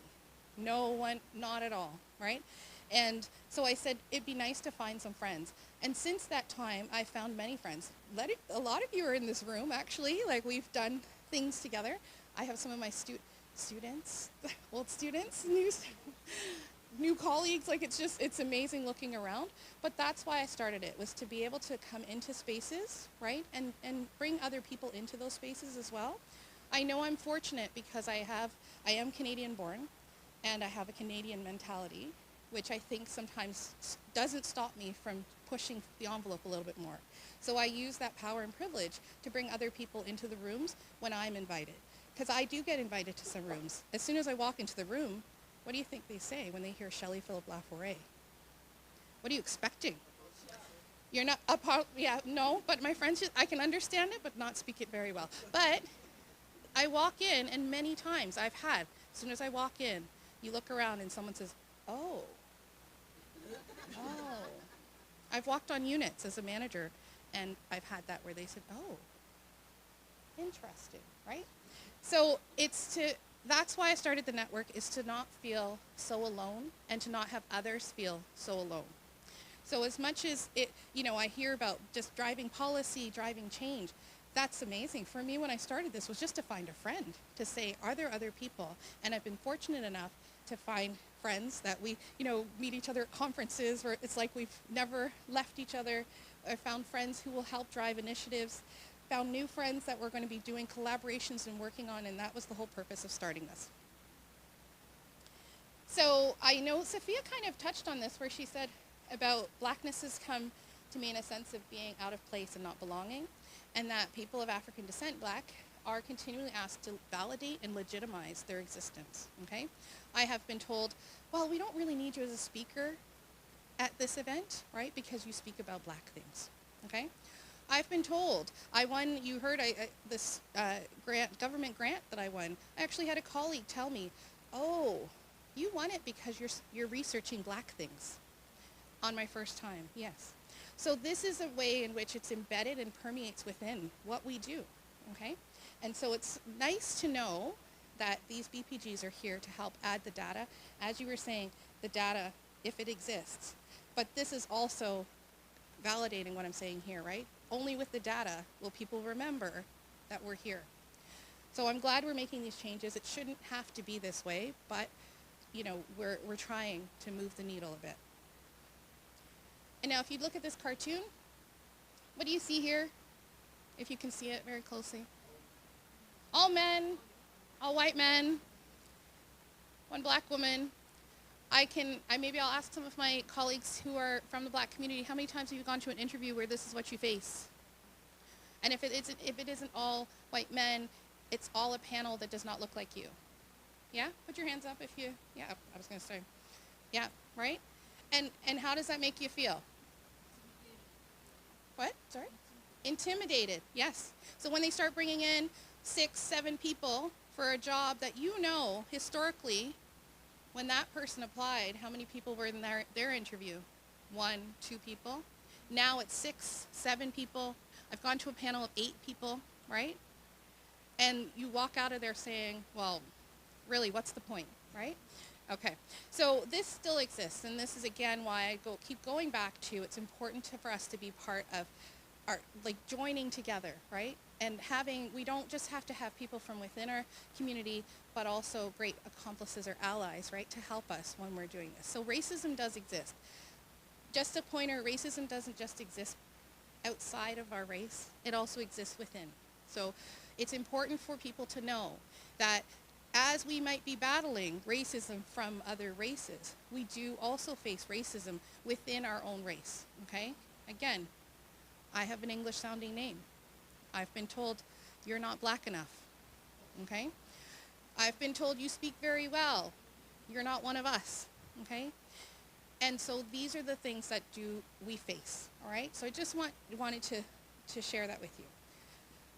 But on a positive note, through the founding of Ontario Black Nurses Network, I've also founded a Black Nurses Leadership Program, and it is a free leadership program for black nurses and nursing students that offers training, and it helps to sort of level the playing field a little bit. As I said, it's free, and we've had 5 cohorts now going through it. It's been amazing to see the journey that people have taken. There are people who started off who said, I don't know what I want to do next in my nursing journey, and have left, and now they're leading things. There's actually I'll show you a logo of someone, she started her own company, her own nursing agency. And this wouldn't have come about if we didn't form this network, to just find a friend, as I said. There also is, this is more personal, is that, but the reason I'm saying this is because it's to have the courage to be able to build things, and to build things for our community from within our community. You need to feel that you have support. So I was the lead author in this OER. It's called Inclusive Approach to Anthropometric Body Measurements. It's funny because it talks about the growth chart and lots of other things. We problematize some of the assessments that we do, that we still do right now. And I just spoke to a physician this morning about, I said, that's actually not the best measurement. So this is now being embedded into several courses at some of the schools that I've worked at.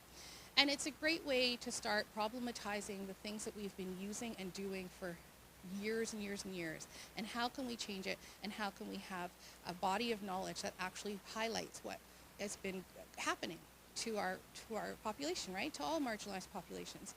So without the backing and feeling the support of my community, this wouldn't have come to fruition, okay? And so that's why I wanted to throw that in there. And as such, OBNN, we try to keep pushing that out there. Wherever we're asked to speak, we want to make sure that people understand that there are scholars out there, that we can create, right? And, you know, again, going back to the faces that I know here who have fabulously created things. Like, I'm going to tell you, as a grad, when I was doing my kids laugh because my first degree, when I was doing my bachelor's, I'd be quoting people, citing people. Remember when you have to do your citations in your papers? Now, I can say, look it, I can give her a hug. There's one of them, right? I can call up Dr. Otoa. I can call up the same people that were they were mentoring me without even knowing they were mentoring me at the time, right? To say, you can do it and you can get there. And that's what this evolution has brought about. It's been amazing to see that now, being part of this and making sure that instead of us all being in our separate little spaces, we're connected. The other thing I'm very proud of with Ontario Black Nurses Network, as I said, Damilola alluded to it with OBNN is part of PCANET, so a lot of the bigger initiatives that they've been doing have been, we've been part of helping to push that forward. But one thing that OBNN specifically also has retained on and it's on our website, is we have a skin and wound resource toolbox. You will notice Lori's on there as well. And we've presented on this as well, is that what we decided to do was have a repository of resources for black and brown, taking care of black and brown skin. And so we didn't create any of these things, but we've pulled them together and we keep adding to it. And we also offer nursing student placements that they help us with, like making sure the links are correct and just making sure if there's anything new. So if there are resources, we always tell people, send it to us. We'd love to add it as we keep updating it along the way. The good thing about this is I will say I had to go to the doctor a couple months ago and I showed her some, I don't want to tell you too much of my business, but what she was recommending for me, I actually said to her, I don't think that's good for black skin. It's actually going to lighten it quite a bit. And she said, oh, I didn't know that. And she said, you know what, in medical school, to be honest with you, they don't teach us a lot about black and brown skin and how to assess it. And do you know what I said to her? I said to her, hey, I have a tool. So this is me. This is me in for my appointment, and I'm showing her where to find this. And I said, spend some time reading this, and then I'll get back to you. I also texted Lori, because she's a nurse specializing in wound care.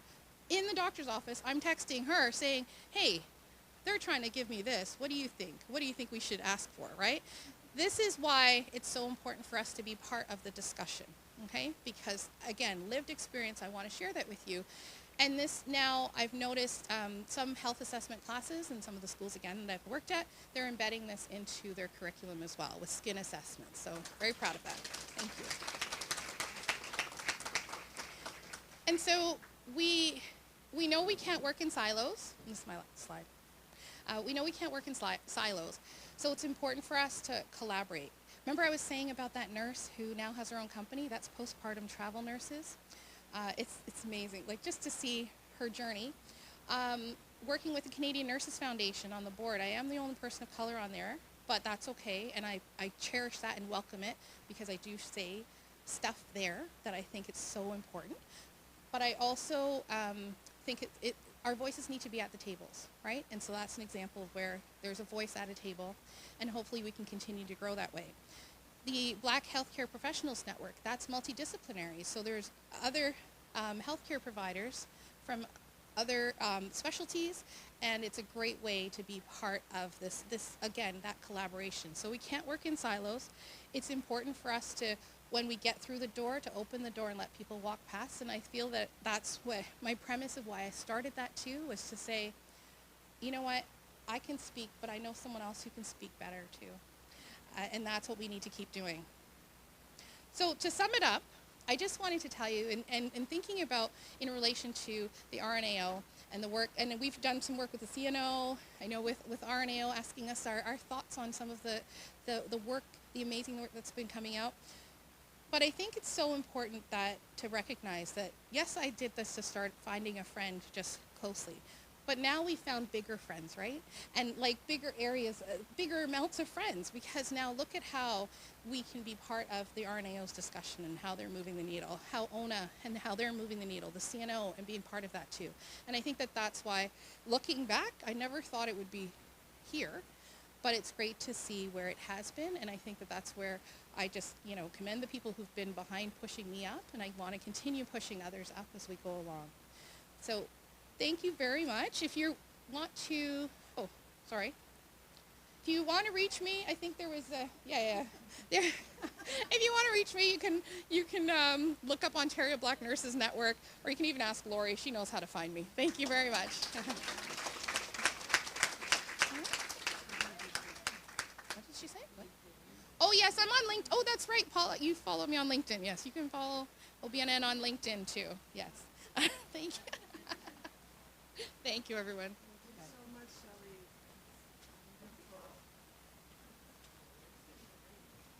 Okay, and last but definitely not least, we have Lori. Highly anticipated, yes. Yes, and we are going to have a Q&A, so I hope you're keeping track of all your questions, but I won't take up any more of Lori's time. Over to you, Lori. Good afternoon, everyone. There we are. I am the Chair of Black Nurses Leading Change. This is my second go-round as being chair, because they won't let me go. The Black Nurses Leading Change came from the Black Nurses Task Force that was created in 2020 after the death of George Floyd, and its mandate was to eliminate anti-Black racism and discrimination in nursing. So the BNLC is a special interest group of the RNAO, and our mandate is to inform our members on issues affecting Black nurses. We advocate for anti-Black racism. We offer mentorship, a safe place for Black nurses and their allies to interact. When I lead my group, what I have told them is that we are not going to waffle and wallow in Black trauma. That we are talking about terrible things, but it always has to have a positive spin. It always has to be about, okay, yes, that thing happened. Where are we going? How are we moving forward? And to me, the way that we do that is by inspiring Black excellence. Because that takes the negativity, the pain, and the frustration and gives it a laser point focus, someplace to go that is positive, that is uplifting, that makes things happen, that makes people happy. And Black excellence breeds more Black excellence. And as part of that, I just want to quickly, so again, this is our agenda. I just want to quickly introduce you to our team, because our team epitomizes everything that we are trying to create in people in Black excellence. So we have Danya Versailles here, who's our board rep, and she's also the former chair. I mean, she's done so many things. She's on the board of directors. She's also a big cheese at KMH. She she won, she won the Merit Award from the RNAO and numerous other awards. Then we have James, who's our student E&O. I think James is the most decorated student in Canadian history. He's won every Ontario and Canadian award. He's the student president at York. I mean, he does everything. I don't know how he sleeps. Then we have Nicole Goodfellow, who is in charge of our social media, and again, she has a master's. She's looking forward to. She's got her master's, and she's looking forward to going forward. She also volunteers in other areas and has won awards in her position out of work. Then we have Dwight, who is a nurse. He is a scholar. He's an educator. He's getting his master's while also being a teacher, and he's a published author, and he's involved in his church, and he's a father. So, and then we have Daria, who's a member of government. She's with the NDPs. She has also won numerous awards. She won the Alumni Award of Excellence at her university. She won the King Charles Award, and she also volunteers and has a daughter. Then we have Kaywana Malcolm, who does our membership. She also has her master's. She's very involved in mental health. She's won several awards in that, including the Ambassador Award in Ottawa, the town that she lives in. And then we have Donna, who's here. Donna last year was selected as one of the top 100 Black women in Canada to watch in 2025. She does a lot of great work in palliative care. She has her own blog. She's won a palliative care award. So again, everyone on our team inspires greatness and Black excellence. And in turn, all the people that we interact with, because I always say that seeing is believing. So I tell the people on my team, I tell them, strive to be the best people that you can be, because people are watching you and saying, oh my goodness, if they can do it, I can do it. So that is what we are aiming for. Again, we want to shine a light. We want to be that beacon of light that shines on the terrible darkness of anti-Black racism and eradicates it. So how do we do that? Well, we mentor students. We collaborate with all of the other Black nursing organizations that people have mentioned here. I've worked with pretty much everybody on all the Black nursing agencies who are here. We do lots of in-person events. We usually have at least one annual mix and mingle. On Saturday, we're having our first in-person Black History event. Here at RNAO headquarters.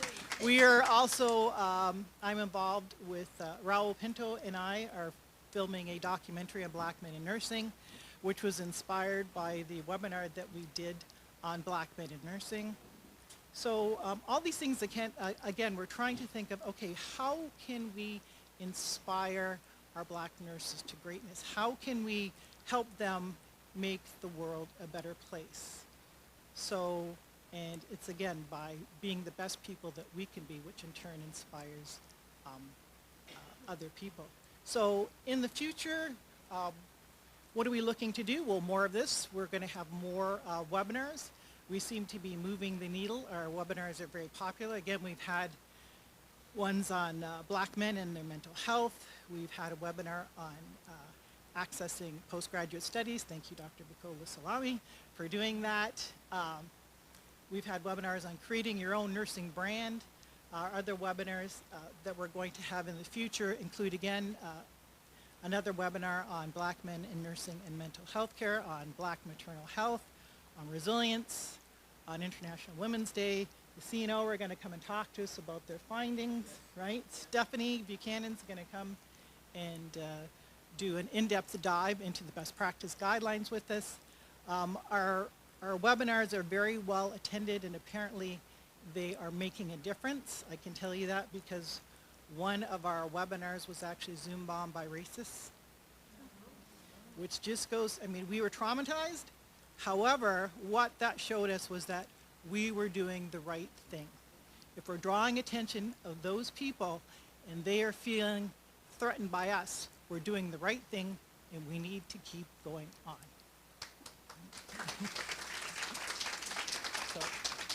So, and how does the best practice guideline, how does that affect us? How does that help us? Well, I am so excited about that because to me, it's not just a best practice guideline. It is a tool. I would even call it a hammer. Because so often when we do our webinars and we do our talks and our outreaches and we talk to people, well-meaning people will say, oh, I would love to do something, but I don't know what. And for them, that is their excuse and that is permission for them to sit on their hands. So now that we have this best practice guideline, we can take that and say, here is your tool. You no longer have an excuse. Here is a guide, a step-by-step guide. You can no longer claim ignorance. You now have to do something. We are giving you a tool. And I think that this is a hammer for us to use to help end anti-Black discrimination. So some of the challenges that the BNLC have are that it's hard for us to reach our members across Ontario. So again, that's why we have webinars and our in-person events. And we're going to try to continue to have more in-person events in different parts of Ontario. In March, we're actually having, hope you guys can join us, we're having a Boone coffee ceremony and guided paint event based on resilience. We're also going to have an in-person event on building professional resilience. It's going to be a one-day seminar. So again, we're just doing everything that we can to inspire people to greatness, to be the best that they can be, and to have Black excellence. Thank you.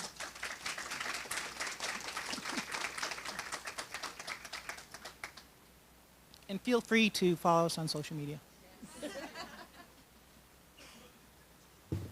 Thank you so much, Lori, and to all of our panelists. I'm short. Thank you so much. Just a round of applause for all our panelists again.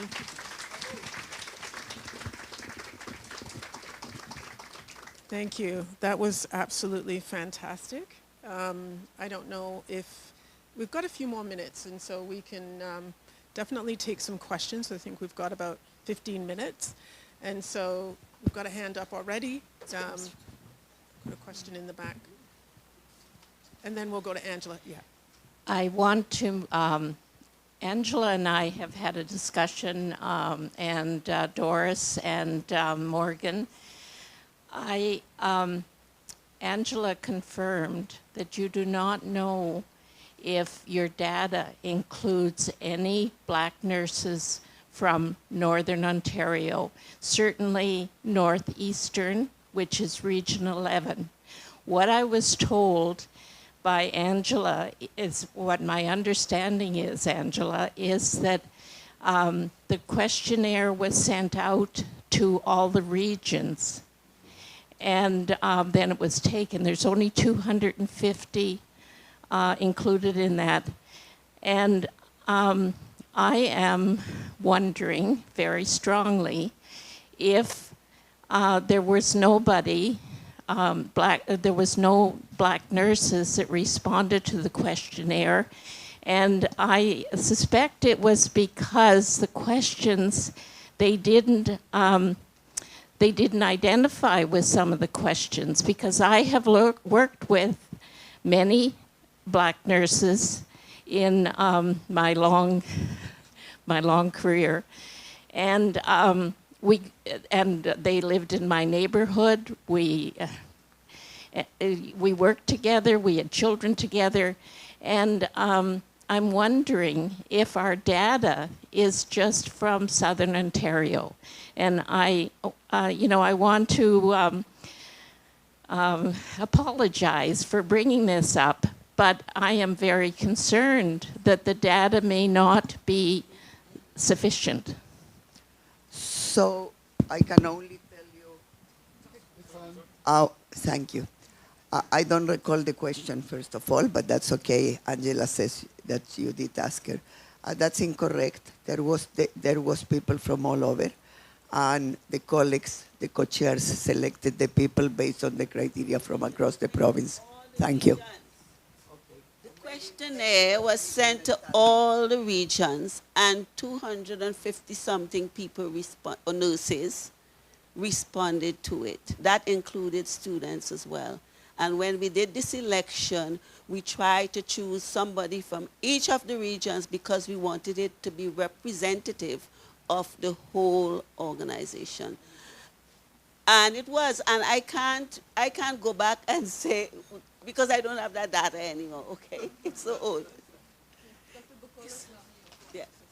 So for the best practice guideline, we had, I think, around 8 focus groups with 28 people, and we had around 18. We had around 18 members on the committee, and I remember we were very intentional of intersectionalities. And those intersectionalities is not just about location, and we did ensure that we had location across, you know, for example, Ottawa, someone that speaks French, but we were also intentional about Francophone. Do we have someone that is Muslim? Religious diversity. Do we have people that are, you know, from different backgrounds or different geographical locations? Immigrants, people born here. So we were extremely intentional, and I remember this very well, that we were extremely intentional in terms of ensuring intersectionalities are considered, including geographical intersectionalities.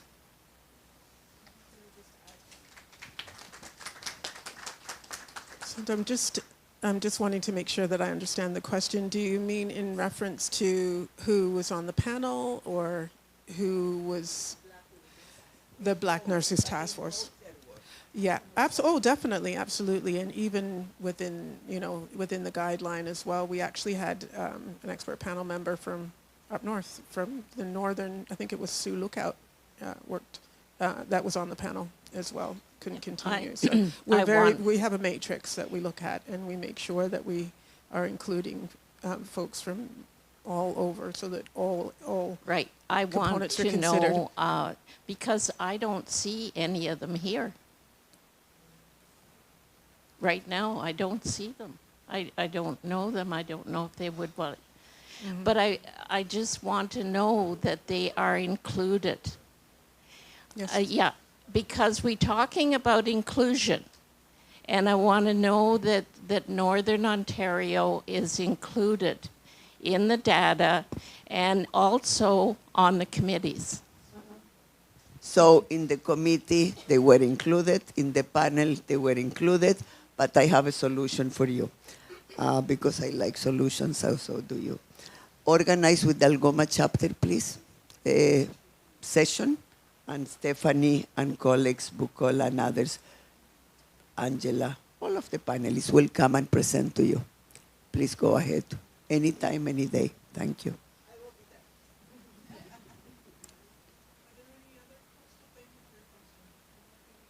Oh, I had a question. Yes. I just wanted to know from owner. Okay, I know it's owner. I was a former staff, so I know I had been a member of owners, okay? I want to know if they have any race-based data, if they've collected any. Collected race-based data. So the last survey that was sent out to membership, and remember, ONA is new in this journey. We've been working towards this only since 2022. The last survey that was sent out to membership, we normally send out a have your say membership survey, which also gives us bargaining priorities at the same time.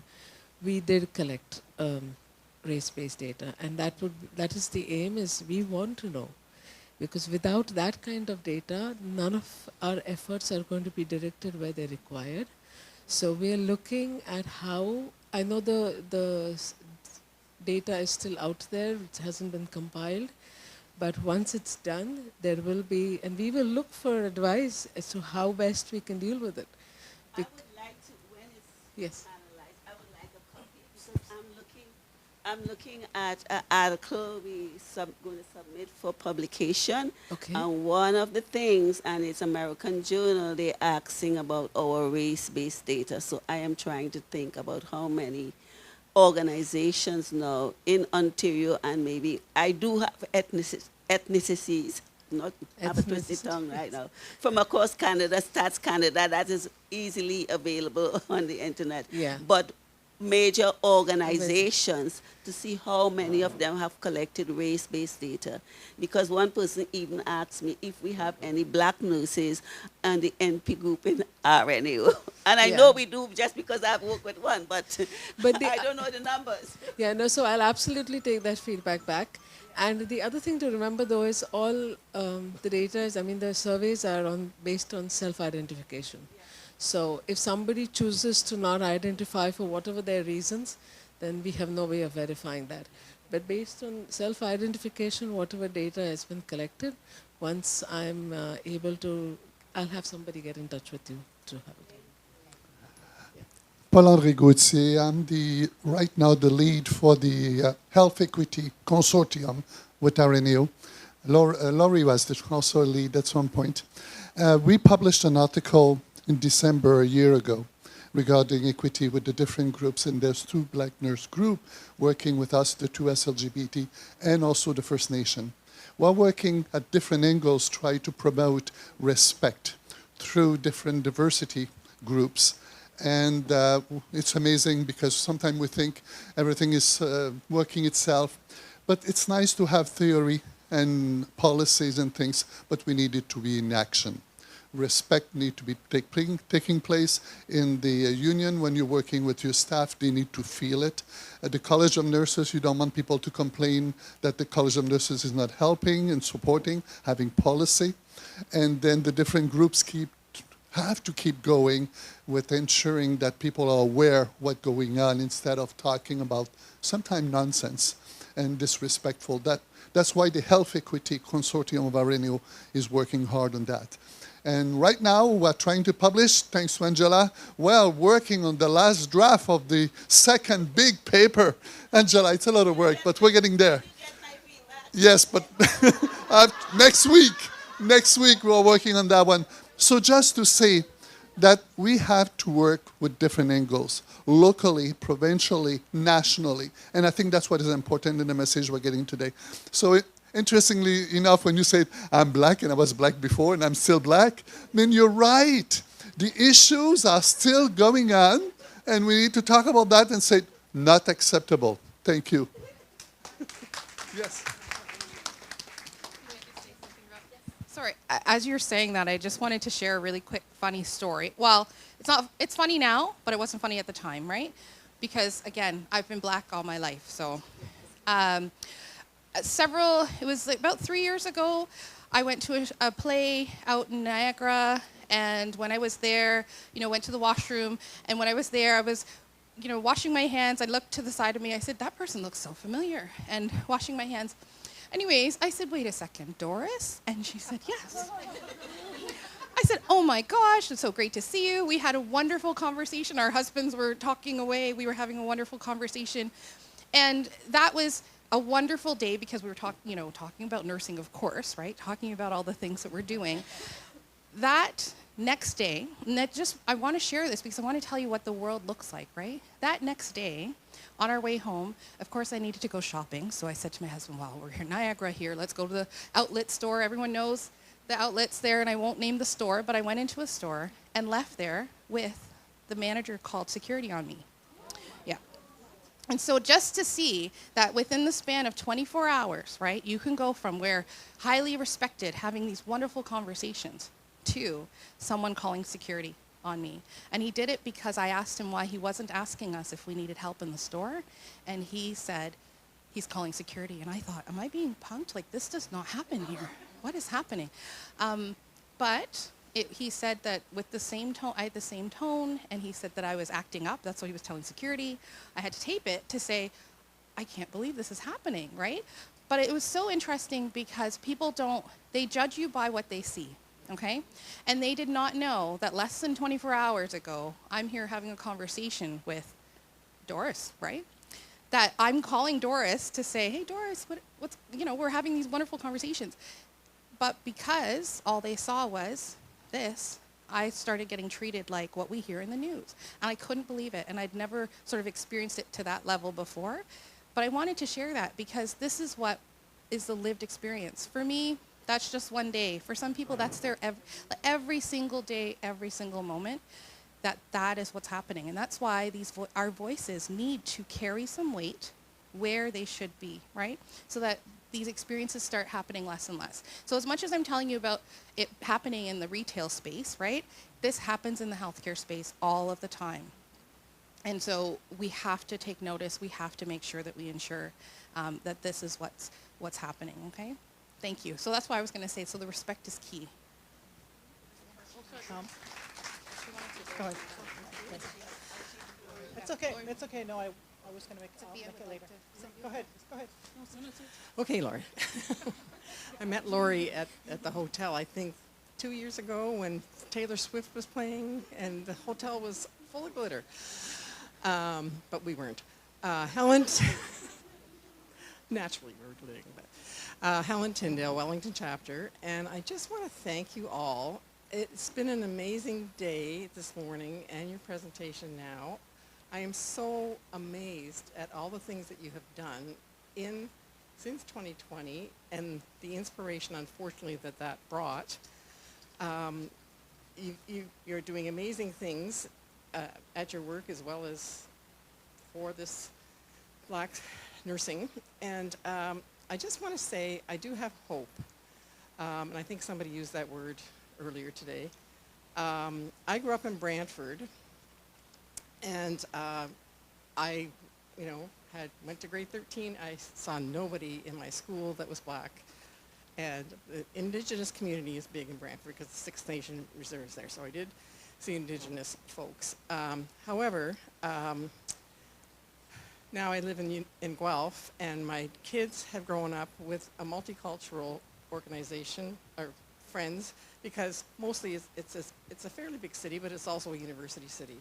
So I think there's hope in terms of, because they had friends. So thank you.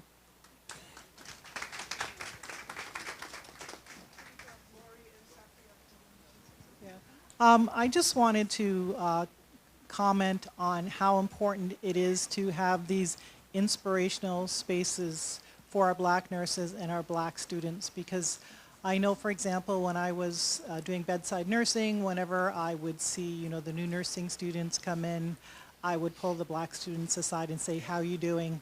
And without exception, they would burst into tears. They would say, it's so hard. I'm trying so hard. I have to be so good. I have to be perfect. I'm so worried about messing up. And I would say, it's okay. You're okay. Just keep going. And when we have our in-person events, so many times I've had students come up to me and say, I always felt alone. I always felt like, I've just got to keep going. Hard, everything's so hard. And to be in a room full of so much Black excellence, I feel like I could lift a car now. And I just feel like I could take on the world, and I've never been so proud to be Black and be a nurse. Thank you.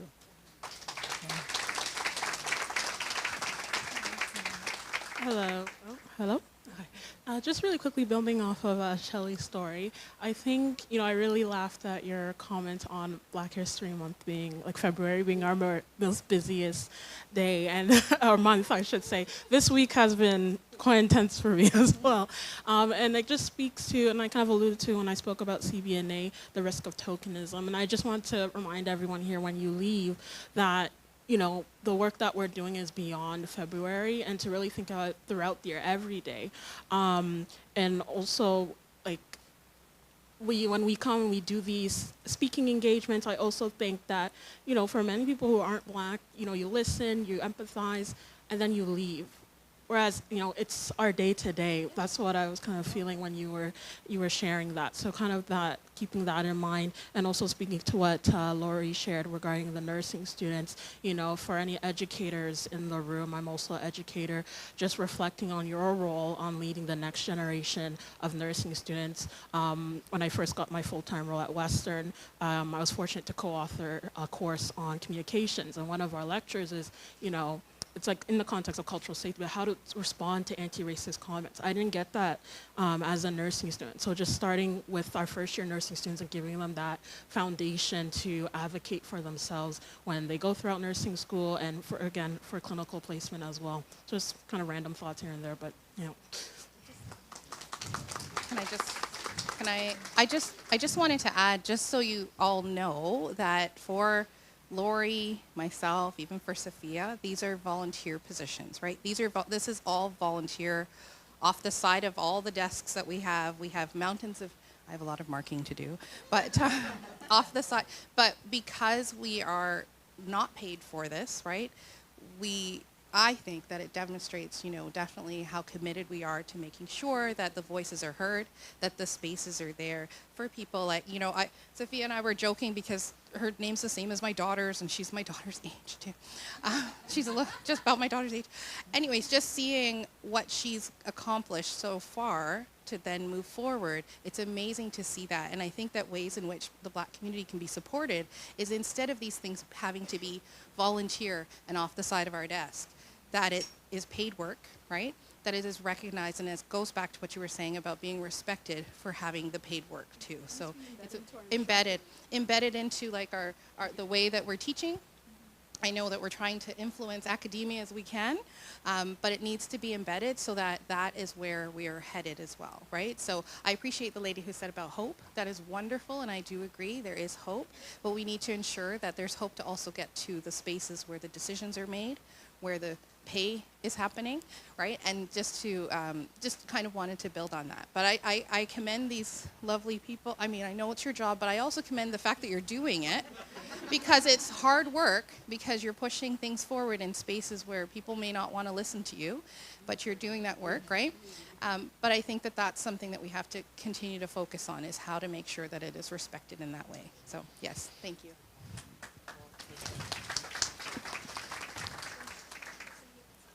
Yeah, absolutely. I just wanted to give Damilola the chance. She's been waiting to ask a question, and then we'll hand the question over to you. Okay, go ahead, Damilola.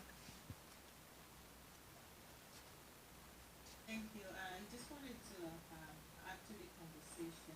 I like that this work we do, yes, like we all volunteers, and it can be draining sometimes.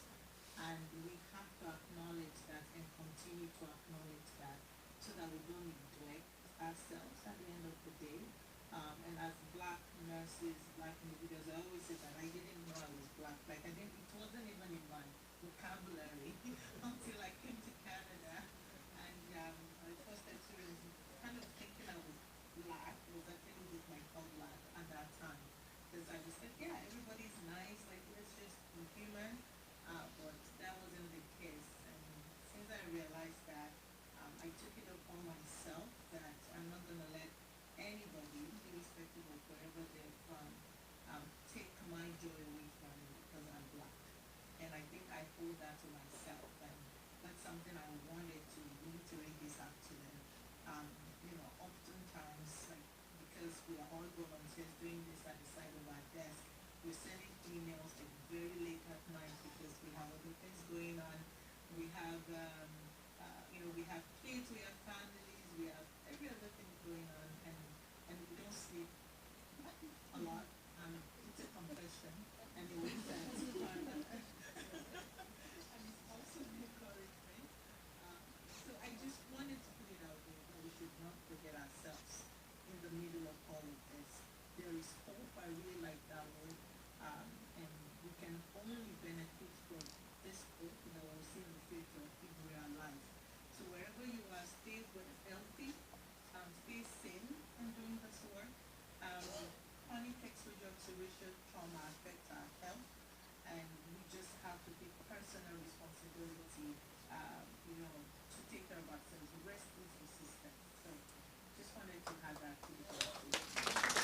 Thank you, Damalola. That's wonderfully said.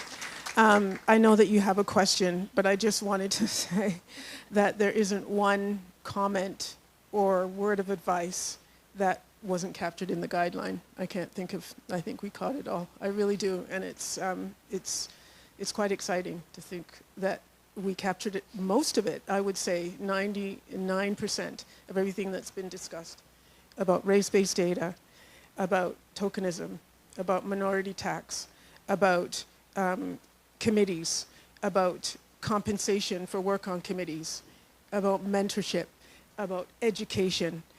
Read the guideline, folks. Read it. It's all there. It's all there. Thank you so much. Thank you for the panel and the wonderful work. This has been a great, I say great experience, but also saddening experience, but inspiring. So all of that together, I have so many emotions. I feel like that cartoon with so many things happening right now. But I had a question, and that maybe comes from my situatedness as a philosopher, as a researcher, and my grounding in that sense. When we say lived experience, and I noticed that with the College of Nurses document report around lived experience, and what I'm hearing over and over again is not something that it's just lived. And the language of lived experience comes from phenomenologists who are white men. So if you're using a more queer or critical race theory, can we consider, just that's a question, of using the language of lived and living experiences? Because these are experiences that are just not the one time, as Shelley experienced, as so many experience.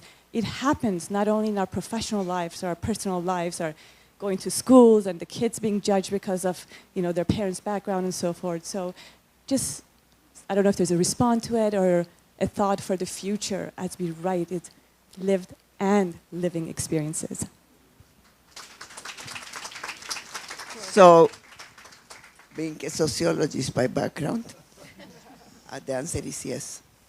From Arenio, I cannot speak for others, but for Arenio I can, and we will look into that, absolutely. I have thought about that also. I would just like to say one thing to the students. I'm a teacher, so for the students, yeah.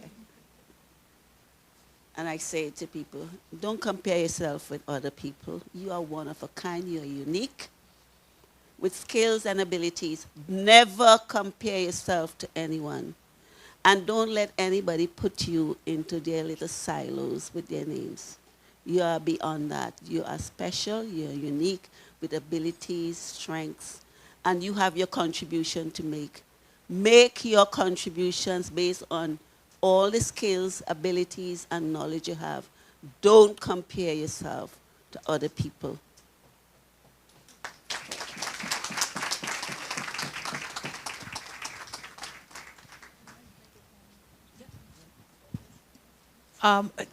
This has been incredibly inspiring, and I absolutely agree that the work of the volunteers is often tireless and thankless. I would just say this to those of you in this room who are clearly committed to doing this work. Try to remember the status quo is a formidable opponent. Every time I see progress, and I've been doing this a long time, I started doing it as a feminist. I was one of the first girls in elementary school in Streetsville, Ontario, who was kicked out 6 days in a row for wearing pants to school. Now that's how old I am. We used to stuff our dresses into snow pants. And every day I put on my pants because I said this is dumb. And my father came to the school, who was hugely inspiring, who also told my brother I didn't have to change my name when I got married, and I didn't. So the principal kicked me out. My father drove up to the school and he said to the principal, what the heck is going on? If I have to drive, and I heard him, he said to the man, if I have to drive here one more time, we're going to go to the parking lot. And I thought, I wonder why my dad's going to show him his car.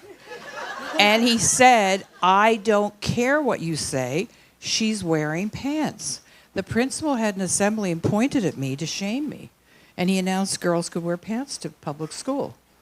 And I waved. I was like, so I was very excited. And then he said, but I'm going to warn you all, there's no denim pants allowed. And I turned to my brother and I said, what's denim? So you have to fight the status quo. And when you think you're making progress, look over your shoulder, because those forces will come and try and stomp you and push you all the way back. And you have to get up every morning and say, I'm not retreating. We don't go back. Okay? And I say that to people in the room who know this, because you're the people that inspire me. So I want to thank you for having us today, or me. Yeah. One last comment. Just one last comment to add to everything that's been said in the room. For those of you who are nurses, and I work with nurses, though I'm not one, I know self-care is something that doesn't come easily to us, or to you, I shouldn't say us. In this work, be mindful. And I'm sure those of us who work know it's very easy to burn out, because every time you're doing this work, whether it's on the side of your desk, and even more so if it's on the side of your desk because you're doing something else in your 9-to-5 job, you are reliving the trauma of your own or of somebody else based on what you're doing and where you're doing it. It's important to take care of yourself. If you're beginning to burn yourself out, I've seen apathy set in. I've seen indifference set in. Don't let that happen. Make sure you take care of yourself, keep yourself going to keep your own fire alive. What we're trying to do is work that is not going to happen overnight. It's going to be slow. We're trying to attack systems. And so we have to keep chipping at it. We know the road ahead is not going to be easy, but often difficult roads lead to beautiful destinations. So you know what, let's leave it at that. Keep doing our work, one step in front of the other, and we will hopefully together make a change. Thank you. I think we have another question, and maybe we'll close out at the last question. I think we've got Paul Emanuel, South Simcoe, and also a very thrilled member of RNAO, because it's been an amazing day. Illustrious panel. Lori, I do apologize for stepping out, but my sciatica was killing me. Every one of you have pearls to share with us today. And the one that really came to me was about resilience is overstated, and accountability. Accountability to yourself, to your family. And if I can say anything, my black colleagues have made that very clear to me. The family is so profound. And whoever your God may be, go in peace with them, because our world is very tenuous right now. And this day has been uplifting, because who doesn't want to have equality, equity, diversity, inclusivity? Thank you.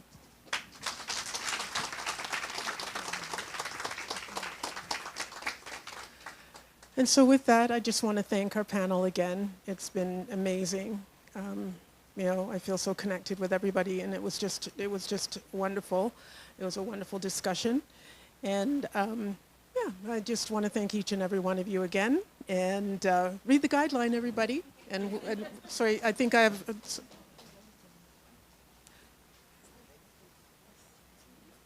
Oh, okay. So we're going to do a photo in RNAO style. I think we're going to do a photo. And Damilola, would you be open to coming back on screen so that we can include you in the photo of the panel? I don't know how to do that. I'm still on screen. Okay. Okay. Okay. Okay, there you are. Okay. And just not sure.